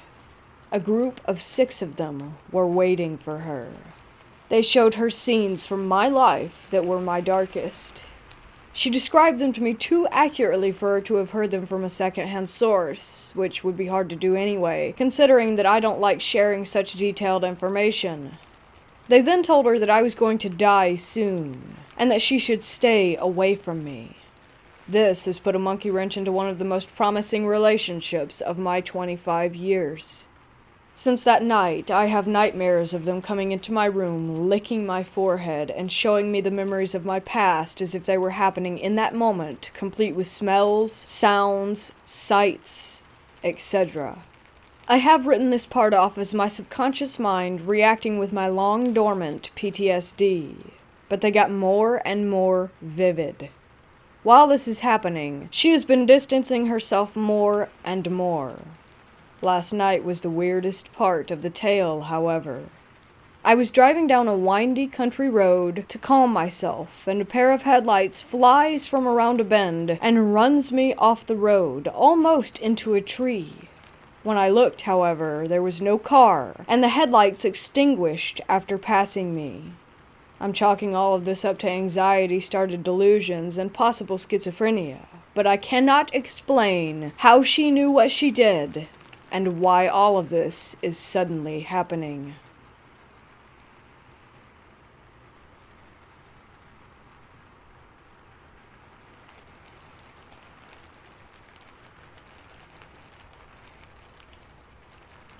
I live in a rural, but not isolated area in the Midwest. My window is right up against the forest, which is about 50 or 60 feet away from the tree line, about 20 or so feet above ground level. I heard what I am convinced was a low, echoing humming like a song from the woods.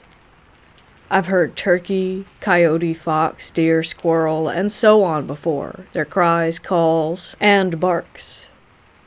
This was none of those. As I laid there in bed, as I began to concentrate on the sound, I couldn't shake the mental conclusion of, it's a woman singing.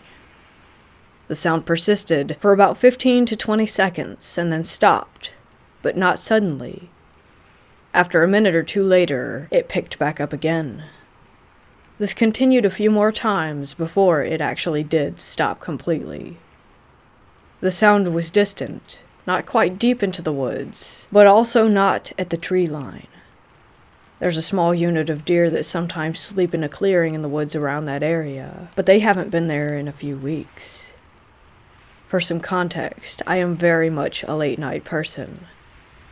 I used to work graveyard shifts due to my ability to stay alert so long into the night. This is how I know what all these common and uncommon woodland creatures sound like. And no, I did not look outside of my window. My process was this: if I can't identify it, don't look for it. I still think I was right to not seek out an immediate answer. Additionally, the song was clear.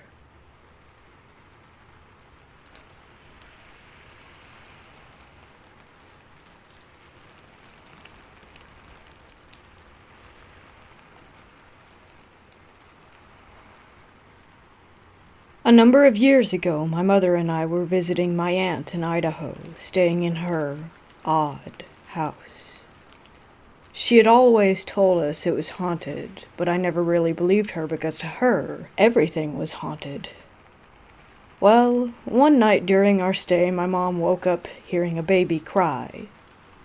My cousin Julie, her husband Matt, 10-year-old son Joe, and her daughter Cindy, who was just a few months old, were living with her at the time.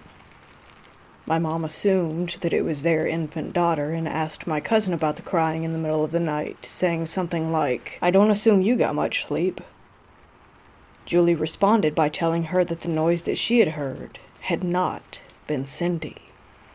but I had heard it right outside my door as well. She then said it must have been her son playing some sort of prank, to which Joe quickly rebutted her by saying that it was not him. Joe also said that he wasn't going back to that part of the house at night. We believed Joe, as his mother and my cousin had experienced things back there several times. He's now an adult and married, and still maintains his innocence, as well as refusing to ever stay in that house alone. Fast forward to last summer. I took a few days vacation and flew up to join my mom and see the family. One night, my aunt, mom, myself, and Joe's wife were sitting at the bar that separates her kitchen from the living room. All of a sudden, in the back of the house, we heard the sound of a door closing. I looked up to see if anyone else had heard it. They had. We got up to investigate the sound, thinking that someone else was in the house. There was not a soul to be found. Then we began to investigate what could have caused it. It sounded like a heavy metal door. We came to the conclusion that it could have been someone hit the loose bathroom door handle. The bathroom was in my line of sight, with no one else in the house at the time. The place just feels weird. It always has. There are many more stories in that house that I've heard about, but I know that I won't do them justice.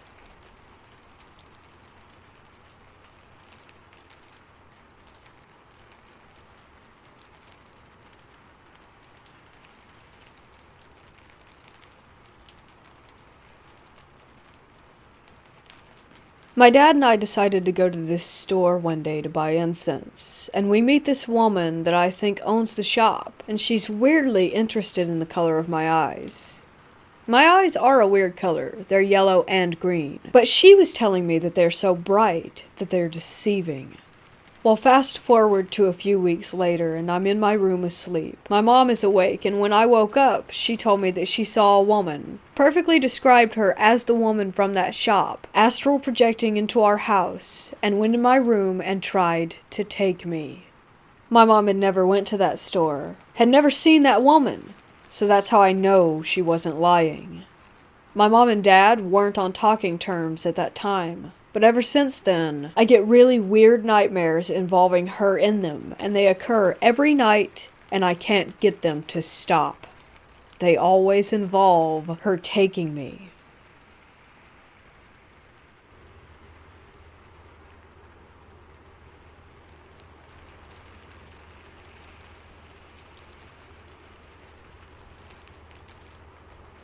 When I was a kid, I was with my family on a road trip a few hours away.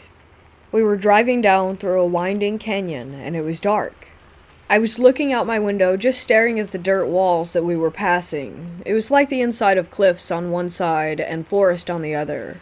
Well, I was on the side of the car with the dirt hills and the cliff walls, and as we turned to go around a bend, I saw something human-shaped, which looked like it had a long, white face that resembled the Scream mask, hanging on the hillside. It happened so fast that it scared me to death nearly. I never said anything. I think it was because I wasn't sure what I had just seen, but I really don't think that it was a human being. This vivid memory is still clear as day.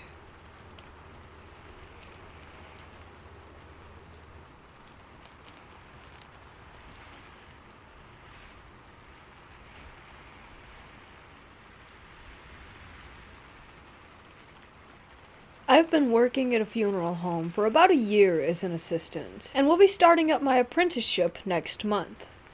I have had several weird encounters since working there, but nothing to write about until tonight. I got back from picking up a decedent around 8:30 p.m. I wheeled them into the prep room, and as I turned around to close the door behind me, I heard a man's voice.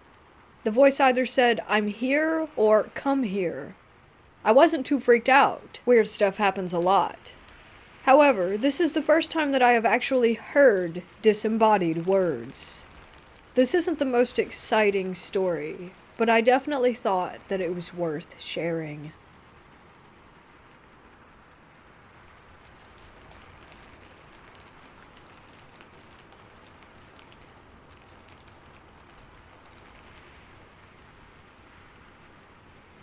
I was in Pennsylvania exploring an abandoned mill/factory that had been built in the 1800s, at dusk. I was standing on a pile of limestone cinder blocks surrounded by tall grass and brush, with a tree line about an acre away, just after the sun had set while my friends were inside still. As I was climbing down, I heard a low, guttural growl. Not like a dog's growl, or any type of animal for that matter. It was deep. It had much more bass to it. It was very disturbing and not like anything I have ever heard before. It sounded as if it were very close, but I didn't hear any brush moving. It freaked me out, and I booked it to my friend's house in the dark.